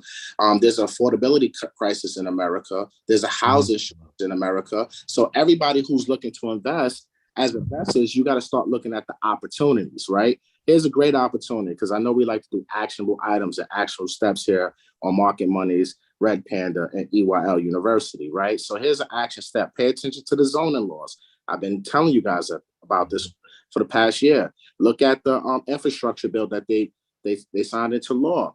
It's huge on zoning for ADUs, for accessory dwelling units. Look at Georgia. Look at Seattle. Look at California. Hell, in Seattle, if you have a 50 by 100 lot, a 5,000 square foot lot, you can put up to, if you buy a single family home, you could put 3-4 additional ADUs on that property. Now you can create. What's an ADU? What's an ADU? ADU is an accessory dwelling unit, right? So look at your garage. You can convert that basically into an apartment. Look at your basement in New York. We've been doing ADUs illegally forever, right? So now they're looking to pass laws in New York to make basements legal because of what? Housing crisis and affordability. People need places to live. So they're putting zoning laws in place from a federal level, which is trickling down now to state and county levels. Freddie Mac just changed their whole guidelines when it comes to ADUs, where you can use rental income from an ADU on a single family to help you qualify for a loan, whereas you can only use rental income to qualify on 2 to 4 families. So now you see the programs, Fannie Mae, Freddie Mac, are now changing their guidelines to recognize ADUs are something here to stay. This is not rocket science, y'all. Look at what all the institutional investors are buying. They're buying single families, right? There's a reason, because they know the zoning laws are going to change. Yeah. And what they're probably going to do in the next 5-10 years, I wouldn't be surprised if you start seeing these hedge funds tear down these entire communities and start building up 3, 4, 5 properties on one property and expand their net worth. So you got to pay attention to the opportunities when it comes to real estate investing. What's the new flow? What's the new wave? And you got to go with that. And now you always say this to me, right? I always ask you, when's a good time to lock in your interest rate? And you always say now, because there's no guarantee that tomorrow it won't go up. So right now we got the 30-year fix at like 5.5% almost, right? Obviously, as the interest rates go up, it becomes less affordable for people to get these loans. And so in your expertise and your experience in the field, how high do you think we can go with the interest rates in the next 12 to 16 months? Oh, we're going to be 6.5% once the Fed raised the federal funds rate up another point this year. I mean, we're going to go probably 7% on the 30-year fix by the end of the year. Not even going to hold you guys up. So if you think it's expensive now, and also wait, go ahead real quick. The reason why these are the levels that interest rates were at in 03, 02, 05, when there was no quantitative easing. So when I told you guys last year, they're letting crypto, NFT, stocks, real estate, used cars run up because they're going to say, hey, we gave you a chance, guys, to get money. You didn't take advantage of it. Now there is a base level or median or moving average for what interest rates should be. Go look and see what they were when the Fed was not pumping money into the market, and go back since 1929. The base rate should be 8.5%. Oh, look, when I first came in the industry, I was refinancing people out of 10, 11% interest. And I came in the industry 2003, right? When I was refinancing people out of 10% rates and getting them into 7%, 8% rates. My first house that I ever purchased was a 7.25 on a 2-year arm, right?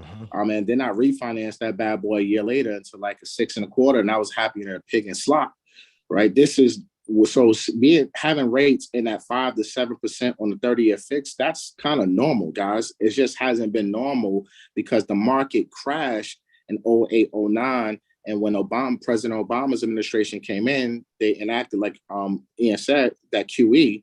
And then they started buying these bonds at a very high level. And we all got spoiled to interest rates being in the 4s, 3s. And then in the pandemic, they reactivated the program and now went into the 2s. So that's why I was so vocal, because I seen this firsthand, how the government back in 08, they did not want to save everyday Americans. They wanted to save the big banks. And that's why they came up with quantitative easing, was to save corporate and Wall Street, not America. But now, this time around was a health crisis. So they had no choice but to save everybody. And that's when they started bumping 40, 50, $80 billion a month into MBSs and treasuries. I said, oh my God, this is going to get crazy. Everybody needs to take advantage of this because it's not going to last long, and they can't keep printing this type of money and doing this. So now we're in a normal real estate economy. I've always said everybody's a top producer when money is cheap. Let's see what happens now when money is regular and you ain't got all these buyers out here in the market. So now you guys who've been over here, sitting here on the sidelines, even in the pandemic years, people were saying, we're going to wait. What the hell are you waiting for? Rate is 2.25. What is there to wait about? Right? But interest rates was at zero. When we thought we were going to go negative. And that's why I tell you guys, every market is tied together. Go look at what's on the balance sheet of big banks. Real estate, now crypto. They actually said that crypto is the number one alternative investment. Futures, housing. When Blackstone and BlackRock began to buy large communities at one time, I keep telling you guys, the number one job of every hedge fund and every bank is to make sure they make money in any market. That's why you have to invest in everything. That's why I'm not just a stock guy. That's why I also have a business and stock and get in. Well, and you also have to look at real estate is the test of time, right? Real estate has been around when our grandparents was around. You know what I'm saying? So real estate is not going to never go anywhere. And you have to realize that no matter what happens, and this is why I'm vocal about, we as a community need to continue by. Our home ownership rate is 42%, right? The Hispanic home ownership, and shout out to all my Hispanic brothers and sisters, in the past 10 years, they did their thing. They were lower than us 10 years ago. Now they at a 51% home ownership rate. But our home ownership rate is less now than it was 10 years ago. That's a goddamn shame. So when you guys are listening to all these influencers, YouTubers, Instagrammers, TikToks telling us not to go and wait and this and the third, that shit don't apply to us. I'm sorry. It don't apply to us because our wealth, they're saying we're going to be broke in 20, 30 years. So for us, we need to buy real estate because real estate is a true wealth builder over the test of time. If the market goes up or down, guess what? You can still go outside and touch your property. If your stock account, your futures account, your options account goes negative, then guess what? You lose all your money. Game over. Sorry. But real estate. And it's not marked to the market. So you're not seeing fluctuations. Imagine if you saw the ticker for your house every day. So let me ask you a question. To hold everything for 10 years. Go ahead. That's true, but when's the last time you seen rent go down? Well, no, that's what I was gonna say. Also, is that preparing for a possible, economic downturn, recession, whatever you want to call it. One of these things that is going to benefit is landlords, because now, unfortunately, not only will people probably not be able to buy homes at the rate that they was buying because it's less money, they lost their job, they have less savings, and they're raising interest rates, and they're getting laid off. But also people will be losing their homes too for foreclosure. So you got to live somewhere. That's the number one rule in life, is that you have to live somewhere. Yep. So unless you're homeless, you have to live somewhere. So now you have to rent. So now what that does is that puts more renters on the market, supply and demand. Yep. So multifamily apartment buildings, these are things that, could potentially benefit from a downturn in the economy. That's always an upmarket in something. Yes. And our job is to quickly tell you. Again, look at all the institutional investors, right? We always talking about studying here on Market Money. Study what the biggest real estate players are doing. And that's the institutional guys. They're buying single family homes when everybody on TikTok and YouTube is saying, don't buy, there's a crash. Yeah. But why do you think BlackRock's still buying? Because they want Who are the biggest institutional players, real quick, Matt, in the real estate space? Oh, BlackRock, Buffett, you know what I'm saying? Just to name a few, right? These guys own probably half of America. And they're going to continue to buy all of the real estate because our people are just sitting here on the sidelines not buying nothing. And then we're going to complain and say, well, they're gentrifying the hood. They're kicking us all out. Well, we have the same opportunity to gentrify our own hoods. Right? Rent is going to go up. It's going to continue to go up, regardless of what anybody says, whether you like it or not. Landlords are not going to lower their price. It doesn't matter what happens in the housing market. And it's actually the housing market and interest rate increasing helps landlords more. Because now why? People are not going to be able to afford to buy, so you're going to have to come rent my apartment. Or you're going to have to come rent my house. You want to live in this nice A-rated school district? Guess what? We have availability. We have this 5-bedroom house. It's going to cost you $7,000 a month now. When you could have just bought it and it would have cost you $4,500. This is what's going to happen. Period, point blank. And there's nothing that no one can do about it. So what side of the fence do you want to be on, ladies and gentlemen? Do you want to pay somebody else's mortgage, or do you want to pay your own and get your tax benefits? Because real estate is a business, right? And you get tax benefits from it. So let's not discount, especially in our community, the opportunities that we have in front of us to build our wealth through real estate. I know we talk a lot of stocks and everything like that, but we can't treat real estate like the redheaded stepchild no more, because we have to put our earnings into real estate plays. We just have to. There's 3 people that had a big impact on my life and who I modeled my career after. Warren Buffett was one of them. Everybody put in chat, how many doors is Berkshire Hathaway on? That's why I would say master investor. Anybody in real estate, if you're looking to buy like commercial property or residential property and you want to know the best price to get in, let me flex. Let me put what the comps are. Top 5. I'll tell you the price of what to buy. Your job is to know where to buy every commodity on earth. Trust me, if Revolt go for sale, man, them boys can grab it. I know Diddy ain't gonna let it go because all the royalties on the back end, right? That's what I'm like, same with Urban One. That's why I put out the challenge, right? If we really want the culture to win, then why don't we pile into one company and take over that one company and own majority of it? And then even with the biggest real estate player in the space right now is still McDonald's, and now Apple is making a move there. Bill Gates owns the most farmland. The system is always the same. Go study the greats from 1920 back. Go watch the documentary, The Guys Who Built, The Men Who Built America. Your job is to own everything. James Pierpont Morgan bailed out the United States of America, and banking regulation came from one person bailing out the country. Tech investing as an angel, venture, real estate, stocks, crypto, NFT, long-term investing, short-term commodities. You have to own everything and quit selling grandma's house the week after she fucking Please. I mean, I think you just touched on something good. Look at McDonald's, man. McDonald's the biggest real estate player that's out there, but they flip burgers. You know what I'm saying? But they're the biggest real estate player. Of the franchise flip burgers. Yeah. McDonald's holds real estate. And it's an incredible model, and we all have that opportunity. Look, if you're a first-time home buyer, if you have a business that needs a brick and mortar, look at mixed-use properties, right? You can buy a mixed-use property, which is a commercial property that has residential units attached to it. As long as it's less than 4 total units, you can use an FHA loan, 3.5% down, and you can buy a commercial property using an FHA loan. So Derek Falcon told, not to cut you off, but Derek Falcon told him that was episode 11, arguably the greatest episode ever recorded, not only in Earn Your Leisure history, in podcast history. No, Derek Falcon is the GOAT of all podcast episodes. Like, shout out to Homemade and Derek Falcon. Shout out to Homemade. Shout out to Cloudy Donuts. But MG's episode was episode 12, and that changed the game also. So that's a good combo because Derek is a restaurant owner. So if you understand about restaurants, you know about 90% of restaurants fail. It's an almost impossible business to be successful at. One of the reasons why restaurants fail is because they have a high overhead and they have an inconsistent cash revenue that comes in. So 1 month you might make 10,000, the next month you might make 100,000, the next month you might not make any money if it's a pandemic where restaurants are closed, but you still have to pay your staff, you still have to pay, your light bill, you still have to pay for food. So it's a very capital intensive industry.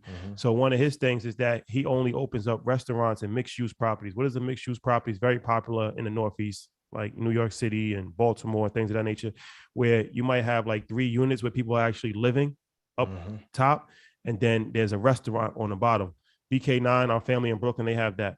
So now he's saying that 60% of the expenses is probably covered by the rent that's coming. So that takes a tremendous amount of pressure off him financially. So he doesn't have to come up with, a tremendous amount of money every single month, because now not only is he a restaurant owner, but he's a landlord owner. So what it is it's actually a real estate play. Now you couple that with MG's strategy with the, with the FHA, which allows you to buy these properties at 3.5% down, if I'm not mistaken, Matt.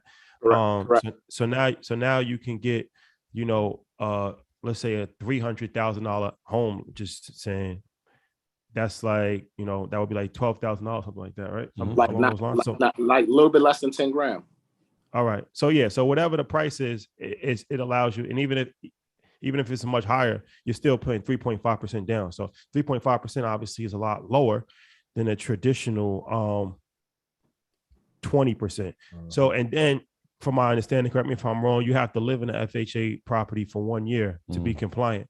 So now if you're a restaurant owner, you live in one unit for a year, and then you can actually move out, and then you can rent that unit, and then you can do a FHA again, correct? Correct. So once you refinance out of that FHA and go into a conventional mortgage, then you can go ahead and use your FHA again for your next primary residence. And that could be a 4-unit, that could be a 3-unit, a duplex. You know, it's kind of like the BRRRR strategy, you know, that buy, renovate, refi, you know what I'm saying, strategy that investors use. It's the same thing for just the everyday homeowner to build their wealth by house hacking. And on buying mixed use properties, it's a good play. Also, you know, I want people to focus on, so we spoke about mixed use, we spoke about accessory dwelling units, which is a good play. We have to look at other opportunities, like there's a housing shortage, right? And there's going to be a housing shortage. I think that the reports I've been reading, we need about 5 million homes to catch up with the demand, because, you know, we're growing, the population is just growing and growing and growing. So you got to start now looking into construction, right? A lot of old properties, you know, maybe you can't find land, but maybe you find a property that's in an area where it's zoned, and you find out the zoning where maybe you can turn that single family into a multifamily, or you can turn that single family into a new ground up construction. You know, these are the opportunities, because the buyers that are coming up, they want brand new, they want, you know, less maintenance, and new construction is going to give it to you. So we have to start looking into these things as a community and stop trying to go like the old ways. Look at these new opportunities, because that's where the money is going to be made. Development is not going to go nowhere. We need to build more houses, right? So guys, learn how to develop, learn about construction loans, learn about these things. So now you can get yourself in the game, because these are fundamental steps that you can take. You don't need to go out here and buy $100 if you're not ready to. You can take your baby steps, because real estate is a long-term goal, a long-term play. You can look up 10 years from now and be wealthy off of real estate, y'all. And also to back your point, so not only does Berkshire own, so I still want you guys to put in chat, how many doors does Berkshire own? They also own the real estate firm that is the biggest in the country, Home Services of America. They did 346,000 transactions. So not only do they own the doors, they own the biggest company in real estate, while Buffett is known for stocks. But you also know who the number one developer of mobile homes in America is? Tell him. Warren Buffett's company. Y'all don't have to listen to me. Diversify your portfolio. Even when people like, yo, you was tripping. Last week was about my passion and telling y'all, man, if you're black, you only have 2 years if you're not up. 24 months. That's it. Don't follow what I say. Follow what the top 5 governments, top 5 countries, and top 5 richest people do. How do you get the money? I know somebody gonna say that. Partnership. If you are of integrity and you're trustworthy, if you go to these meetups that we have, you'll be able to find partnership. And I always ask you guys, if you guys have a great idea, why don't you ask us to partner with you? Collaboration is the way. And so last week, I'm not gonna yell again, because if you guys choose not to listen, cool. I'm going to focus on the ones that do. So for those of you that are focused on getting doors and long-term investing, and you can short-term invest and long-term and build a business, follow what we're telling you. This I'm gonna be real. Market Mondays is more valuable than the NBA, because they don't. It's not even close. They don't even teach you how to invest in the market. And shout out to the league. Shout out to the league. I love the league. I love the league. Yep. I love the league. But I mean, you can't compare education with entertainment, and that's no disrespect. It's not comparable. We saw that yesterday, like a microcosm of it. There was an artist performing, like kind of like you could hear it, but education was at the forefront, and it was indicative of the people who came and stood and was receptive to that education. So shout out to everybody again who was at the Roots Picnic. Real quick, MG, shout out to you. Episode 12 was an absolute classic. Shout out to Forbes. They actually interviewed us and we spoke about the 4-3-2-1 strategy. So shout out to you again. And if everybody, you did not listen to episode 12, please go listen to that. And episode 11, shout out to my brother Derek Falcon, Homemade, and obviously Cloudy Donuts. Go support that. Real quick, I'm just going to do the earnings because I see we got past the 9 o'clock hour. It's 9:30 already. Wow. Real quick, we spoke about these companies on Market Monday. So Wednesday, Campbell's will be reporting. Like, obviously, this is one of those companies that nobody's thinking about, but it's just slow and steady and has great growth. So Campbell will be reporting on Wednesday. And I'm sure Ian's going to have a response when I say this. Thursday, NEO will be reporting in DocuSign to some of those pandemic stocks that have kind of flipped upside down. Let me take my personal opinion out of it. Everyone put in chat, how much money did NEO make this year? And what is their profit margin? I want to add something real quick before you guys move on. Ian said something about, people don't have money, right? And partnership is definitely one way to get into deals. But I think we got to stop looking past being a licensed professional, right? It costs you nothing to get $300, if that, to get your real estate license. It costs you probably less than $350 to get your mortgage loan officer license. You can go and be a home inspector. Hell, you can go be a home appraiser, right? These are ways that you can get into the real estate business and become transactional and learn the business while you're building up your capital, right? And you're still learning the business. And I think too many times, especially because of the internet, people want to get rich quick. And you're not really trying to put in the work. Look, I am a transactional professional, Matthew Garland, NMLS number 58700, but better known as MG the Mortgage Guy. And I tell you, I love the fact, and I love seeing my license number because I take pride in this. I help people every single day achieve their real estate goals, and it's helped me achieve my goals for me and my family and build wealth for me and my family by being a transactional person. Hell, I'm walking through the 60,000 crowd at Roots Picnic and people running up on me saying, yo, MG, you helped me buy a house. You helped me buy a multifamily. I love you, right? I'm taking pictures with people. They treat me like I'm Chief Keef. You know what I'm saying? And I'm just a loan officer, y'all. I'm not your average lender no more, but I am a loan officer, right? So you have to understand that I'm not going to say you're going to be as popular as me or I have the swag like MG, but that's so separately. But you can go ahead and get yourself licensed and go out here and make you some money while you're trying to get in the game and build up your stuff, man. So don't discount being a licensed professional. Look at Kiana Watson. She owns her own real estate brokerage, and she's hiring nothing but Black excellence and Black people around her. We are game changers. I have a staff of right now 11 people, which I'm going to start talking more about because I don't even talk a lot about what I'm doing in my mortgage company, and I'm hiring more and more people. So my success has able to now really spread because now I'm able to bring more people in that look like me to help service our community. So don't discount getting your license if you want to get into real estate. Yes, you don't need one, but it doesn't hurt you. It's true. Swag sold separately. MG the mortgage. Words Guy. of wisdom from MG the Mortgage Guy. Thank Swag you, Matt. sold Man, separately. that was definitely. I'm glad we got a chance to do that because appreciate you, my brother. We haven't spoken to MG in a while, and always a wealth of information. Follow MG or MG the Mortgage Guy on Instagram, and as he said, he's actually a licensed professional. So if you're interested in refinancing or getting a mortgage, reach out to his team. Yeah. Link in his bio. And I think he's licensed in like 30-something states. So you know his MLS number by heart? 10749. No, it's a 5. It's definitely 5571830. Everybody type in chat 58700. Let's go. 58700. Queens get the money. Yo, MG, love you, bro. Big Queens. You see the earners. They know what it is. Yeah, they going crazy. Ernest going crazy. Damn, they got it down crazy pat. right now. Yeah. Hey, yo, Ernest, let's go, baby. 58700. Big Queens. Yo, you're the only MLS number I know, bro. That's a fact. Yo, they were saying it to me at the Roots Picnic. Yo, MG, MLS number 1234567. But that's a great. If we can time in real quick, great part of branding. So we all do our own different thing. The yes and Chad. If I made you money, get a hell yeah. That's testimony. You giving your MLS, that builds trust. Because now they can go look it up and see what the track record is. Everyone who owns a business, figure out a tagline for you tonight and please put it in the chat. That's your blockchain right there. Yeah, but real quick, before y'all kick me off, I gotta give you three gentlemen. I gotta give you three gentlemen and 19 keys so much props. I was in the audience and I was learning from you guys this weekend.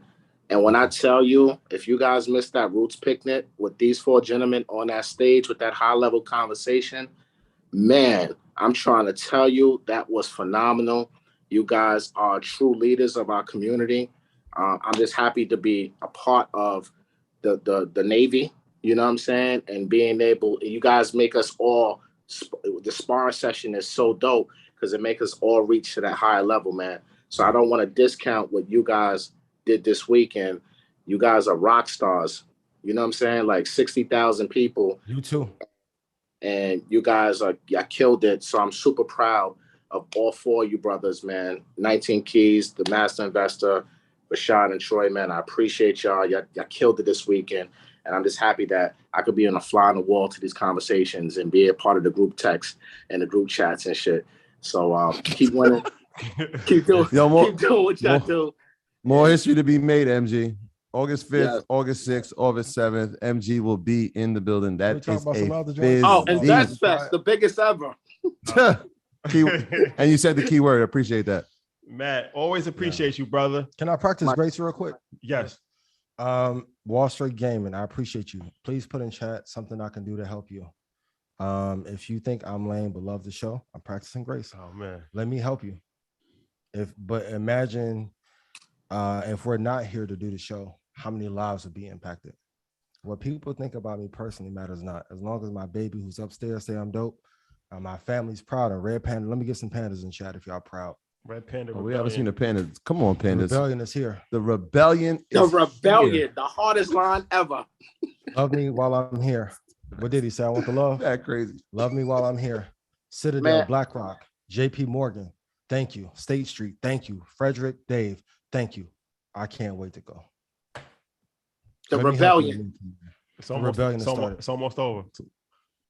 Jigga. It's almost over. It's almost over, y'all. I'm gonna hit y'all with these last 2 and split. Never worry, 31st, 19 never hit. Leave with nothing but my influences. So how were you able to ascertain and gain the trust of the Black community when historically Ian has picked up the mic? Let's go. Let's go. The mic has been picked up. Energy about to come up in here. I'll take care of my baby. I take care of my people, whether they get mad at me or not. Show up and course correct. Yo, told me last week you was tripping. Call a flagrant 2 next time. Time out. Great conversation. Right. There would be no market monies without me.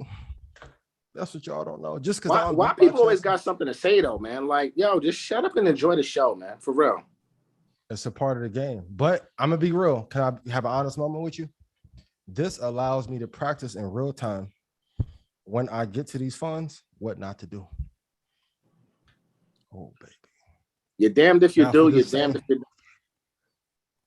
That was a little macho man right there. Yeah. Oh, baby. Oh, baby. Oh, yeah. Woo! 2 billion for the same research, right? So, no, but for real, let me know what I can do to help you. But I think what is not lame is me taking care of my child and taking care of the community. And I'm going to be real. There was nobody Black other than Trap that I saw before who was actually helping the people and guiding them through. Where's the free course, Ian? Stock Club costs too much. This is the free course. Where's the hedge fund? This is the hedge fund. Don't charge you nothing. You don't have to like to take. Big Boy will be on next week so we can talk about crypto for y'all crypto enthusiasts. Because at first, a lot of y'all didn't agree. Then y'all saw Big Boy say, hey, BlackRock and Citadel. I said Ethereum. He said they can disrupt blockchain. Oh, baby. I want to see y'all come on here and criticize him. This is the entertainment part. I'm not really mad. The pandas have definitely shown out. Shout out to all the pandas. So I feel you. And also, too, for anybody who wants to get their business off the ground, emulate what we do. Flew out yesterday, spoke, went back home, spent time with my baby, or to the hotel, hung out with y'all. Yeah. Got up, showered, looked at the market, did business, came to, I could have went back to home in Houston. Here. New York. Now, and for my entrepreneurs, write down every piece of criticism, but most importantly, I'm learning. Be nice and kind to everybody because you don't know what people are going through. Right. And look, all I see is when we outside, the love is real. The hate don't come up in your face when you outside. You can talk all this Twitter talk in the chats and the comments, but you're not outside. So like it gets to a point where it's just like, yo, what are you really talking about? No, it's for real. We outside everywhere. Well, let's stay positive. Let's stay We're positive. staying graceful. And that's being positive. That's being positive. That's being But Matt, positive. our tonality, because they think we brothers. So tonality, how we and that's being positive and respectfully, because we were just with 60,000 people, and if there was any scammerish or anything like that, I guarantee you the people in Philly would have let us have it, because Philly don't play, right? At all. They would have definitely, but it was nothing but love. And it's like, yo, come on, like people always talk tough in the comments or negative or say something. Like, what do you want people Not to always, do? there is a select few. Not always. It's terrible. What I realized is that you have to focus on the positive. Absolutely. You have to focus on the positive. And you 4 agreements. The 4 agreements. The second agreement is to never take anything personal. Yep. Because it's never about you. Yep. It's like, if you never know what somebody else, he might have had a bad day, might be having issues at home. So it's extremely important to have empathy. And grace, and we must pray for each other. Yes. Because ultimately, none of us are enemies. We're not enemies with each other. No. Great. We're family. It might be a dysfunctional family at some point in time, but we're family nonetheless. And it's an African proverb that people in a burning house shouldn't argue with each other. I agree. So obviously the ship is going down. So it's not. It serves nobody's interest to argue with somebody on a burning ship or a ship that's sinking. Yes. At least get to land first, then you can have your argument. So in the meantime, we have positive things to do, and we have productive things to do, and we're going to keep pushing the world and the culture forward. And we appreciate the people that have propelled us to where we are now, because especially, like, I could speak firsthand for Earn Your Leisure. We didn't spend any money on marketing. Everything was done through word of mouth and through, social media and just things of that nature. So, that only happens when the people champion you, and the people elect you. And, you can never forget that. Yep. That at the end of the day, we're really public servants. And we're here to serve the will of the public. And whenever the people lose faith in you, that's when your position will go. So, kings get dethroned because they become arrogant. Yep. And they become delusional, and they think that they become too prideful, and pride comes before the fall. So it's extremely important to stay humble at all times. And it's extremely important to be a servant and a good steward. Extremely important. Yep. And speak serving the public. Can you guys help them? This benefits me now. Go tag LeBron James so they can interview LeBron. So what's going to happen when I help LeBron and Rich? And then everybody tag LeBron James ASAP. Go tag LeBron. Stay tuned. Shout out to DJ Steph Flores in the chat. Keith, appreciate you. Let's make something happen. Yeah. And I said in Philly, give the most. Give the most for my competitors. Any of y'all play ball? Y'all saw me got my little Kobe mode real quick. Take every piece of negative that flows your way, and then use it to turn it into a positive. Some will call it a bulletin board material. When I feel lazy, I go look at the comments from 2016 and people who told me, yo, you couldn't do it. Some of y'all I've seen recently. And I thought in 2016, when I got here, I felt bad though when I saw them. Because the same people who told me this is a dumb idea. I mean, look, I'm being real with y'all. We haven't spent any money on ads for the show. Some of our shows are outpacing CNBC show. Kudos to everybody at CNBC. I love y'all. Mary, appreciate you. Frank, love you dearly. Had a blast talking with you. Donovan the King, right? The things that you can do through God when you help us people are amazing. We haven't had any marketing campaigns yet before. No PR run. This is what our 7th show live, including the live show. Right. Yes. The people's champ.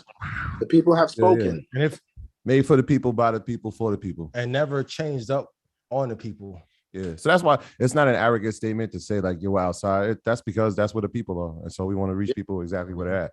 And so it's nothing. I know people when they walk up on some of the time, it's like, where you guys are really like real in person. Like, nah, we really come from humble beginnings, and we understand what it's like to, see somebody that you've watched for a year or so and want to meet and have conversations with and show your portfolio to. So we never take it for granted. We take pictures every time we can. We look at portfolios every chance we get, and we give guidance every chance we get. It doesn't matter if we're in the supermarket.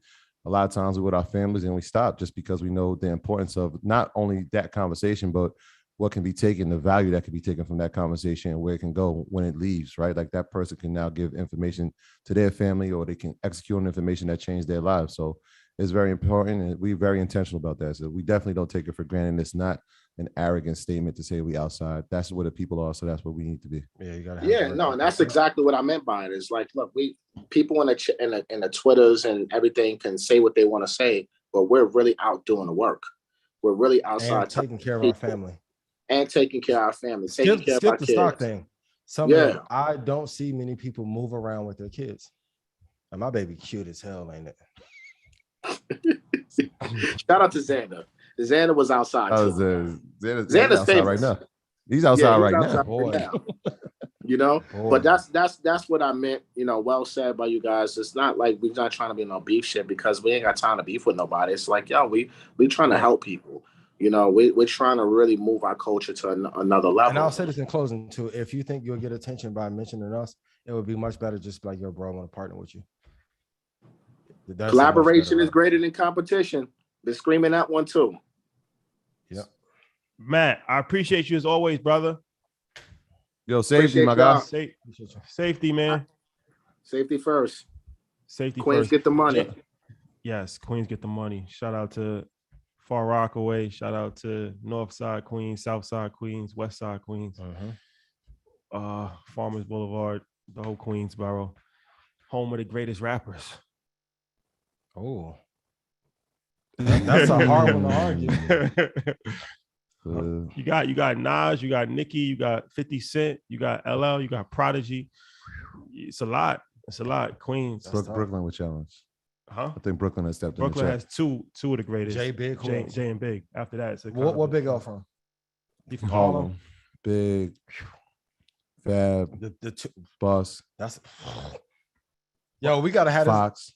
Bus is from Long Island. I mean, he's Brooklyn. He moved to Long Island. He's Brooklyn. No, he's from Long Island. He grew up in Brooklyn. I know moved that to Long Island. Yeah, he grew up in Long Island. He went to high school with Big. No, he went to junior, like elementary. They were in high school together. Elementary school. This for New Yorkers only. Brooklyn or Queens? That's the tough line. Brooklyn has stepped in the chat. Queens, man. Queens been running rap for a long time, man. Jay and Big, two big ones though. That's monumental. That's a cheat code.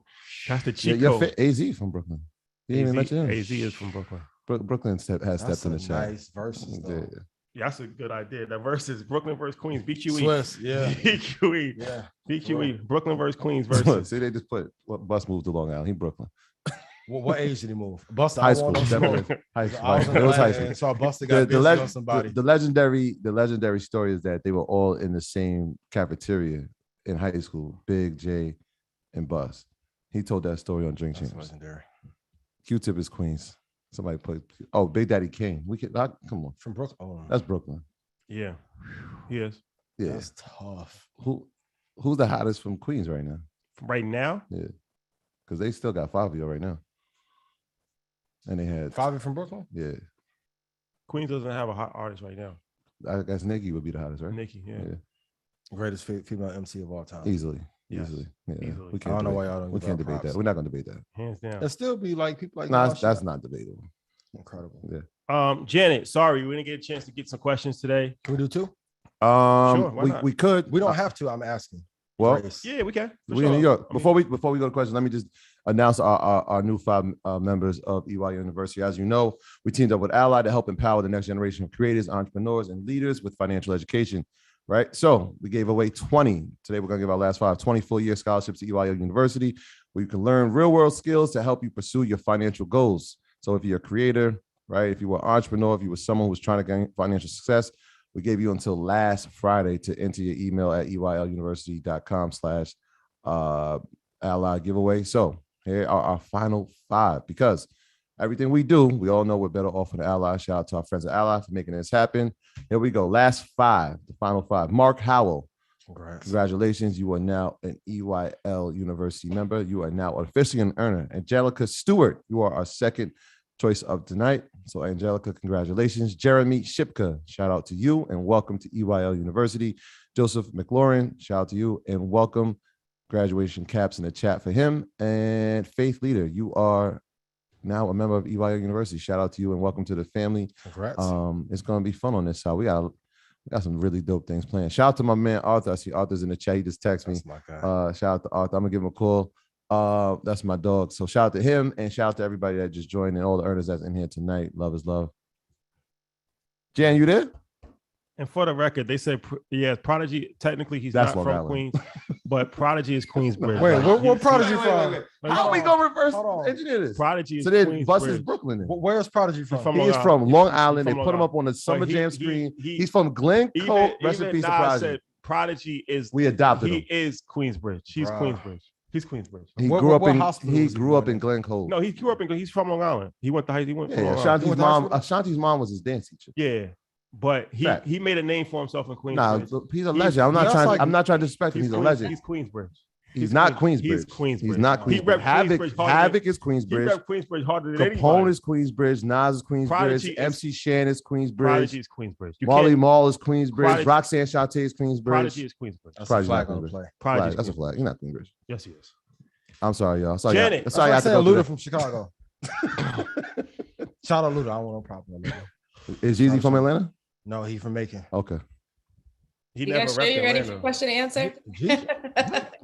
He ain't rep what? He didn't. He never said he was from Atlanta. He rapped the Cocaine hardest. Cap. That would be Atlanta. Shout out to BMF. Janet. Hey, Hey, Jan. how you guys doing? Great. How are you? That's our other Trailer was show. amazing, by the way. I'm excited for Invest Fest. We're gonna run that back. Oh, that's Shout out to shout out to 13th grade. B, what up? All right, let's get to these questions. Mike Dolo, we are going to come to you. Unmute yourself, please. Hopefully, you're Mike still Dolo. available. Mike Dolo's everywhere. I seen him in Vegas. Shout out to Mike Dolo. Yeah, for real. Hey, what's up, everybody? My guy, how you doing? Hey, I don't know what my question is. I don't have a question, but I'm gonna just say, y'all doing a great job. I'm seeing y'all everywhere, and I enjoy, y'all doing everything y'all doing. But my question is, well, you gave the price for Amazon, which was 94 and 100. So for Google, what's a good price? 9084. 90. 84. You said 84, 84. $90.84. right? And what do you think a good price for Google to get in once it's split, or where do you think you'll be at when it does split? I will put it in Stock Club tonight. Okay, Certain thank things you. are for the Red Panda Rebellion only. All right, bet. I Right on appreciate brand. y'all. Thank you. Mike, keep showing up, man. I'd say it every time, man. It's about being in the right place all the time. Every event, it's not even our events. Every event. Mike he finds himself in the right place every single And he time. catch me every time I'm walking. Right And he into the always door. looks surprised that we like, yo, Mike, what's up? Mike, we know what you look like, man. We know when you coming, bro. Yeah. Pause. Mike Dolo. All right. Janet, one more. All right. Tidra, unmute yourself, please. Good evening. Can you all hear me? Yes. How are you, Queen? Doing well. My question was in regards to taking profits. So I'm one that holds for a very long time, 5 to 10 years. But what happened with Netflix? Now I'm a little anxious. So I did get in with a really good price, like 60 something bucks. But I wish I would have sold at 700. So my question for you is, I have Solar Edge and I bought Solar Edge a couple of years ago for like $27.75. And now it's up to 300 and something. So I'm up 700%. So I'm trying to determine whether or not I should take profit at this point. If it drops to 283.16, take profit there. If not, let it run. But can you reiterate the prices you got into Solar Edge and Netflix and why it's important to hold for at least 5 years? So I bought Solar Edge, I think back in 2015 or 2016, and it was like $27.75. And the Netflix, I either bought in 2013 or 2014, and it should be, I think it was 64 or 67, something like that. So, but I wish I would have, I'm still up, of course, but I wish I would have sold it at 700. So I'm like, I don't want that to happen with Solar Edge. And that's why I was like, oh, what should I do about it? So, yeah. But thank you. Yeah, and a quick formula: anytime it gets 5 times what you paid for it, you can sell either a quarter or a half and let the rest run. Definitely, when it gets to 10x, you want to take 70% off the table, for sure. Thank you so much. Thank you. Thank you. I I appreciate it. Your potential. Congratulations on all that. That's incredible. That's incredible. Thank Congrats. you. Well, 10 o'clock. 10 o'clock hour has approached us. 2 hours in. Gotta go. Shout out to everybody, Kids gotta man. eat. It's going to be a legendary moment. Before I talk about InvestFest, once again, Puma. Shout out to Puma. If you're in New York, pull up on us. Link in our website. On Wednesday, we'll be at the Puma's headquarters. We're doing a meet and greet, fireside chat. It's a whole vibe. And then we'll be at Sneaker Exit on Saturday or Sunday in Atlanta. We put a post up on social media about that. So go to their Instagram page. And before I leave, I just wanted to say about the sneakers. You know, I'm not a sneaker head, but I am a sneaker enthusiast. And you know, my reasons, like if you watch my whole fashion journey throughout the course of my Instagram career, it's very nostalgic to the 90s in that era. That era. Laughing? He said his Instagram career. This guy, So this you know, hilarious, a lot of these sneakerheads, they're like, oh, the Travis Scott, Ben and Jerry, Duncan, Bel Air color. I'm gonna give away my Travis's at investments, by the way. Okay, the Travis is off-white, gray, blue bottom, but I'm a little different when it comes to sneakers. Like for me, it's like the Bo Jacksons, the orange and blue, because that meant something. Yeah. Like the David Robinsons, that meant something. The Andre Agassi's meant something. The Charles Barkleys meant something. So that's the kind of, so when you see me, I might do something because it actually meant something, not because it's the highest selling sneaker on StockX. What are you saying? I was gonna ask. Like, what you saying? Listen, I'm like, I want the hottest shoe. If it's the hottest shoe, if it look crazy, if it's a Travis. Shout out to all the sneakerheads. Yeah. I'm just saying they're gonna kill you. That's my thesis. They're gonna. That's my thesis. Okay. Gamers. Sneakers. You gotta be careful with these bottle girls, sneakerheads. Don't attack. Yeah, now you gotta be careful. No. You going into the sneakerhead convention? No, I'm a sneaker. Look, I've been doing sneakers since I was 7 years old. But I'm just saying, for me, the sneakers actually mean something. Like they represent a moment in history. Like, so why not do both? You could do both. Because they don't mean anything to me. Like the Travis Scotts don't mean anything to me. No disrespect to Nike or Travis Scott, but like those Bo Jacksons, they meant something. Yeah. Like, you know what I'm saying? Like the Andre Agassi's meant something. The patent leather Jordans when they first came out, the pennies before the pennies. They always gonna mean something. They meant, but no, I'm just saying a lot of these people wasn't even alive. They wasn't around for you know what I'm saying? Fact. Sneakers used to really mean something. Yeah. Like, to us, right? Because this generation is different. Well, I'm saying now, like the Travis might mean something to this generation. Yeah. What I would say, I would agree with the innovation of the shoes, right? There's not too many innovative shoes. So I will say that the Travis, probably Nike's most innovative shoe, right? That they have now. The Virgil Off-White's innovative. Everything else is just retro. There hasn't been a new silhouette. They were like, that's the one. And no disrespect to Braun. They just bring it back old sneakers. That's what I said. Like KD is cool, but like nobody's really rocking that. They're playing ball on it. Kyrie, same thing. It's like those sneakers are dope to play the ball. They're comfortable.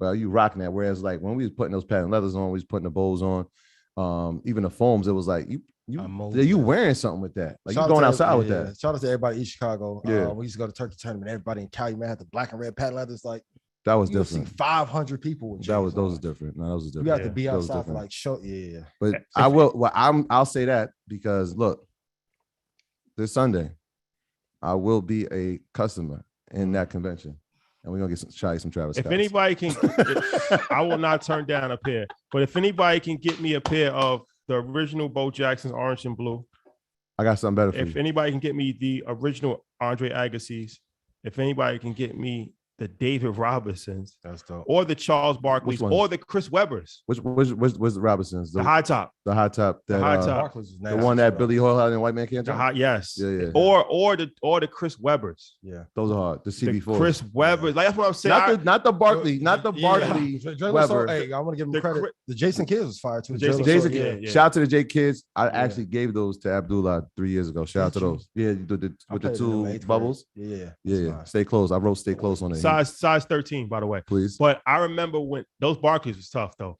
Barclays is tough. But Yeah, the I never Chris had that. Webbers. You got to put a post up of the picture. So Yeah, you know. the Chris Webbers. When he got to Golden State. Legendary. When he was at Golden State. Legendary. Yeah, it was hard. Have you guys ever tried Crocs? They're very comfortable.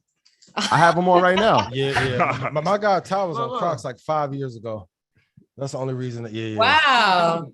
Yeah, I support everything. I support everything. Oh, Clifton said the Pippins was hard. The Air, on the side? the original. Now they got funky with the colors. Boy, the black and that's what I'm saying. Those athletes, even like the Pippen, like the Air Max 95, legendary. The Air Max 90. What's the orange? What's the neon green joints? That's the 95. That's the neon green. That's the original color. Different, bro. No, they like different. those meant something on the street level. Yeah.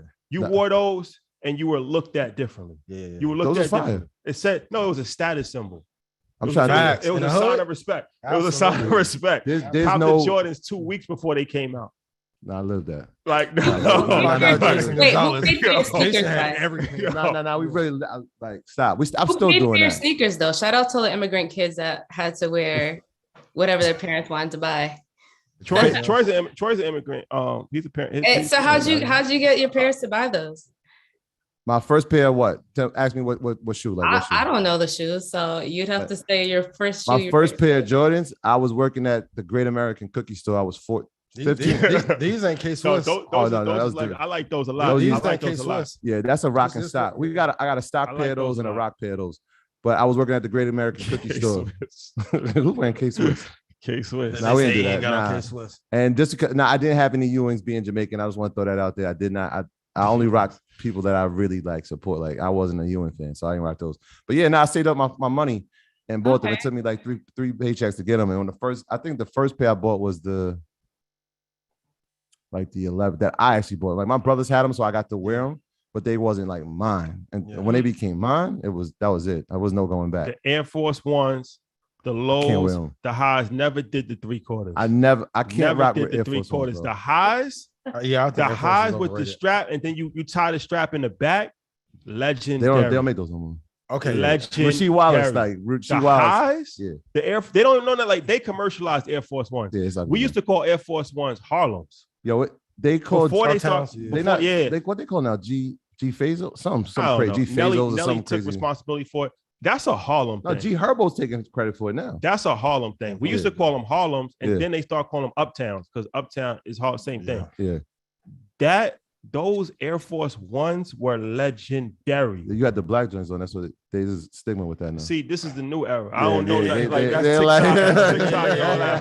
I'm from a different era. Hey, when dudes was rocking the Harlems, I went over to the Rod Lavers. Yeah, that's a fact. I went over to the Rod Lavers because it was just a little bit smoother look. It was like everybody was doing that.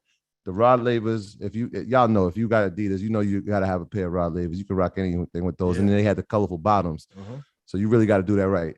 Shout out to my man Larry. He said he was rocking the Grant Hills. I never was up on Fila. I just couldn't do it. Those was hard. The 95, that was hard. I just couldn't rock Fila at that time. And going back to my business point, kudos to the agency of record for a long time for Nike, Wheaton, and Kennedy. They were the one who came up with classic must-have shoes. So if we go back to all the top most legendary shoes, are usually under Nike. Nike definitely. Or Nike. 95%. This was a marketing campaign. Same back to the greatest player of all time. Yeah. You notice Kareem is never mentioned in the greatest players, and same with Oscar Robertson because they were not Nike athletes. All the greatest NBA players I just bought are a jersey. Nike. I literally just bought a jersey. Rare. The Bucks. Rare. So if we go back to 19. Shout out to Baltimore. Just for the record, Nike boots started and I'm from New York. Jim Jones, you gotta relax. It started in Maryland, ain't it? You saying that's a Baltimore, a Baltimore PG County thing. Yeah. They was wearing Nike boots before. I never was in the Nike boots, but Nike boots that started from with the bubble. Maryland. That started in Maryland. Yeah. In 1995, Nike stock was at $4.45. So guess what they did? They made an incredible marketing campaign. The 1-800 campaign. Remember that? Yeah. I called that number a bunch of times. Shout out to everybody that used to send their sneakers back. Value. To try to get a new pair. Same thing that Bored Ape Yacht Club has done and crypto. That's why I tell you, coming from a lens of being in marketing first, you get to see the angles and how they set things up. And now we've been fiends for these. So amazing. You know. Jen, you got a favorite pair? No. Why'd you surprise? Why? I like Air Force Ones. Air Force Ones. Can't go wrong with Tim's. that. I like Tim's. I like Tim's actually. Yeah, and Kanye don't get that's enough New York. credit too for help driving value at Nike and bringing them right. Because him and Don C in Chicago was the only ones that was retro. Shotty put out a call. I'm gonna put out a call. On Sunday, if somebody has the Yeezy Nike 2s, it could be the red pair, it could be the gray, it could be the black and pink. The Red Octobers? I know those are gonna be like 20. I'm probably not gonna do that. 20,000. Yeah, 20,000. Yeah. But if you got, I'm coming to see you. If you got the Air Yeezy 2, the Nike version, I'm coming to see you Sunday. Reed said, "Shout out to have it East Bay, sitting the to the calling side, order." size 12. Don't play around. That was the good old days when you could buy Nikes off East Bay. There used to be two. Wow. You guys like girls that wear the catalog, the actual male catalog. Used to have it. Are you guys into women that wear sneakers or heels? Heels. I like both. Heels. I like both. Let's keep it. Oh my God. Everything low profile sneaker though. Low profile, like under the ankle. Heels. If you wearing mids, this is a fact. If you wearing mids, you're a mid. Yo, time out. No, remember that? Adidas changed the game with no, that. No, time out. Let's go back for a second. We're going like this is like you remember that time when you pulled up to somebody's crib and they had on sneakers, and red flag. Instant violation. You drove right back to my house like, yo, bro, she had mids on. I said, she had on mids too. No, that was a while ago. Big girl, best you can get. I said, wow, this is a long time. This is like teenagers. We was teenagers. Okay. I was like, damn, bro, that's all it took. He's like, nah, red flag. Yeah. It was a red flag. It was a flag thrown on the play. Shout out to all my sneaker enthusiasts, man. This brings back the jersey dress too or no? Nah. The jersey dress that was legendary. That was legendary. That was a good legendary. That was an era. That was an era. Oh man, a little theory, but we're gonna wrap it up. Sunday, we outside. Sunday, very nostalgic. Once again, shout out to all the sneakerheads. I'm not a sneakerhead, but I am a sneaker enthusiast. And shout out to Puma because that's actually my favorite sneaker currently.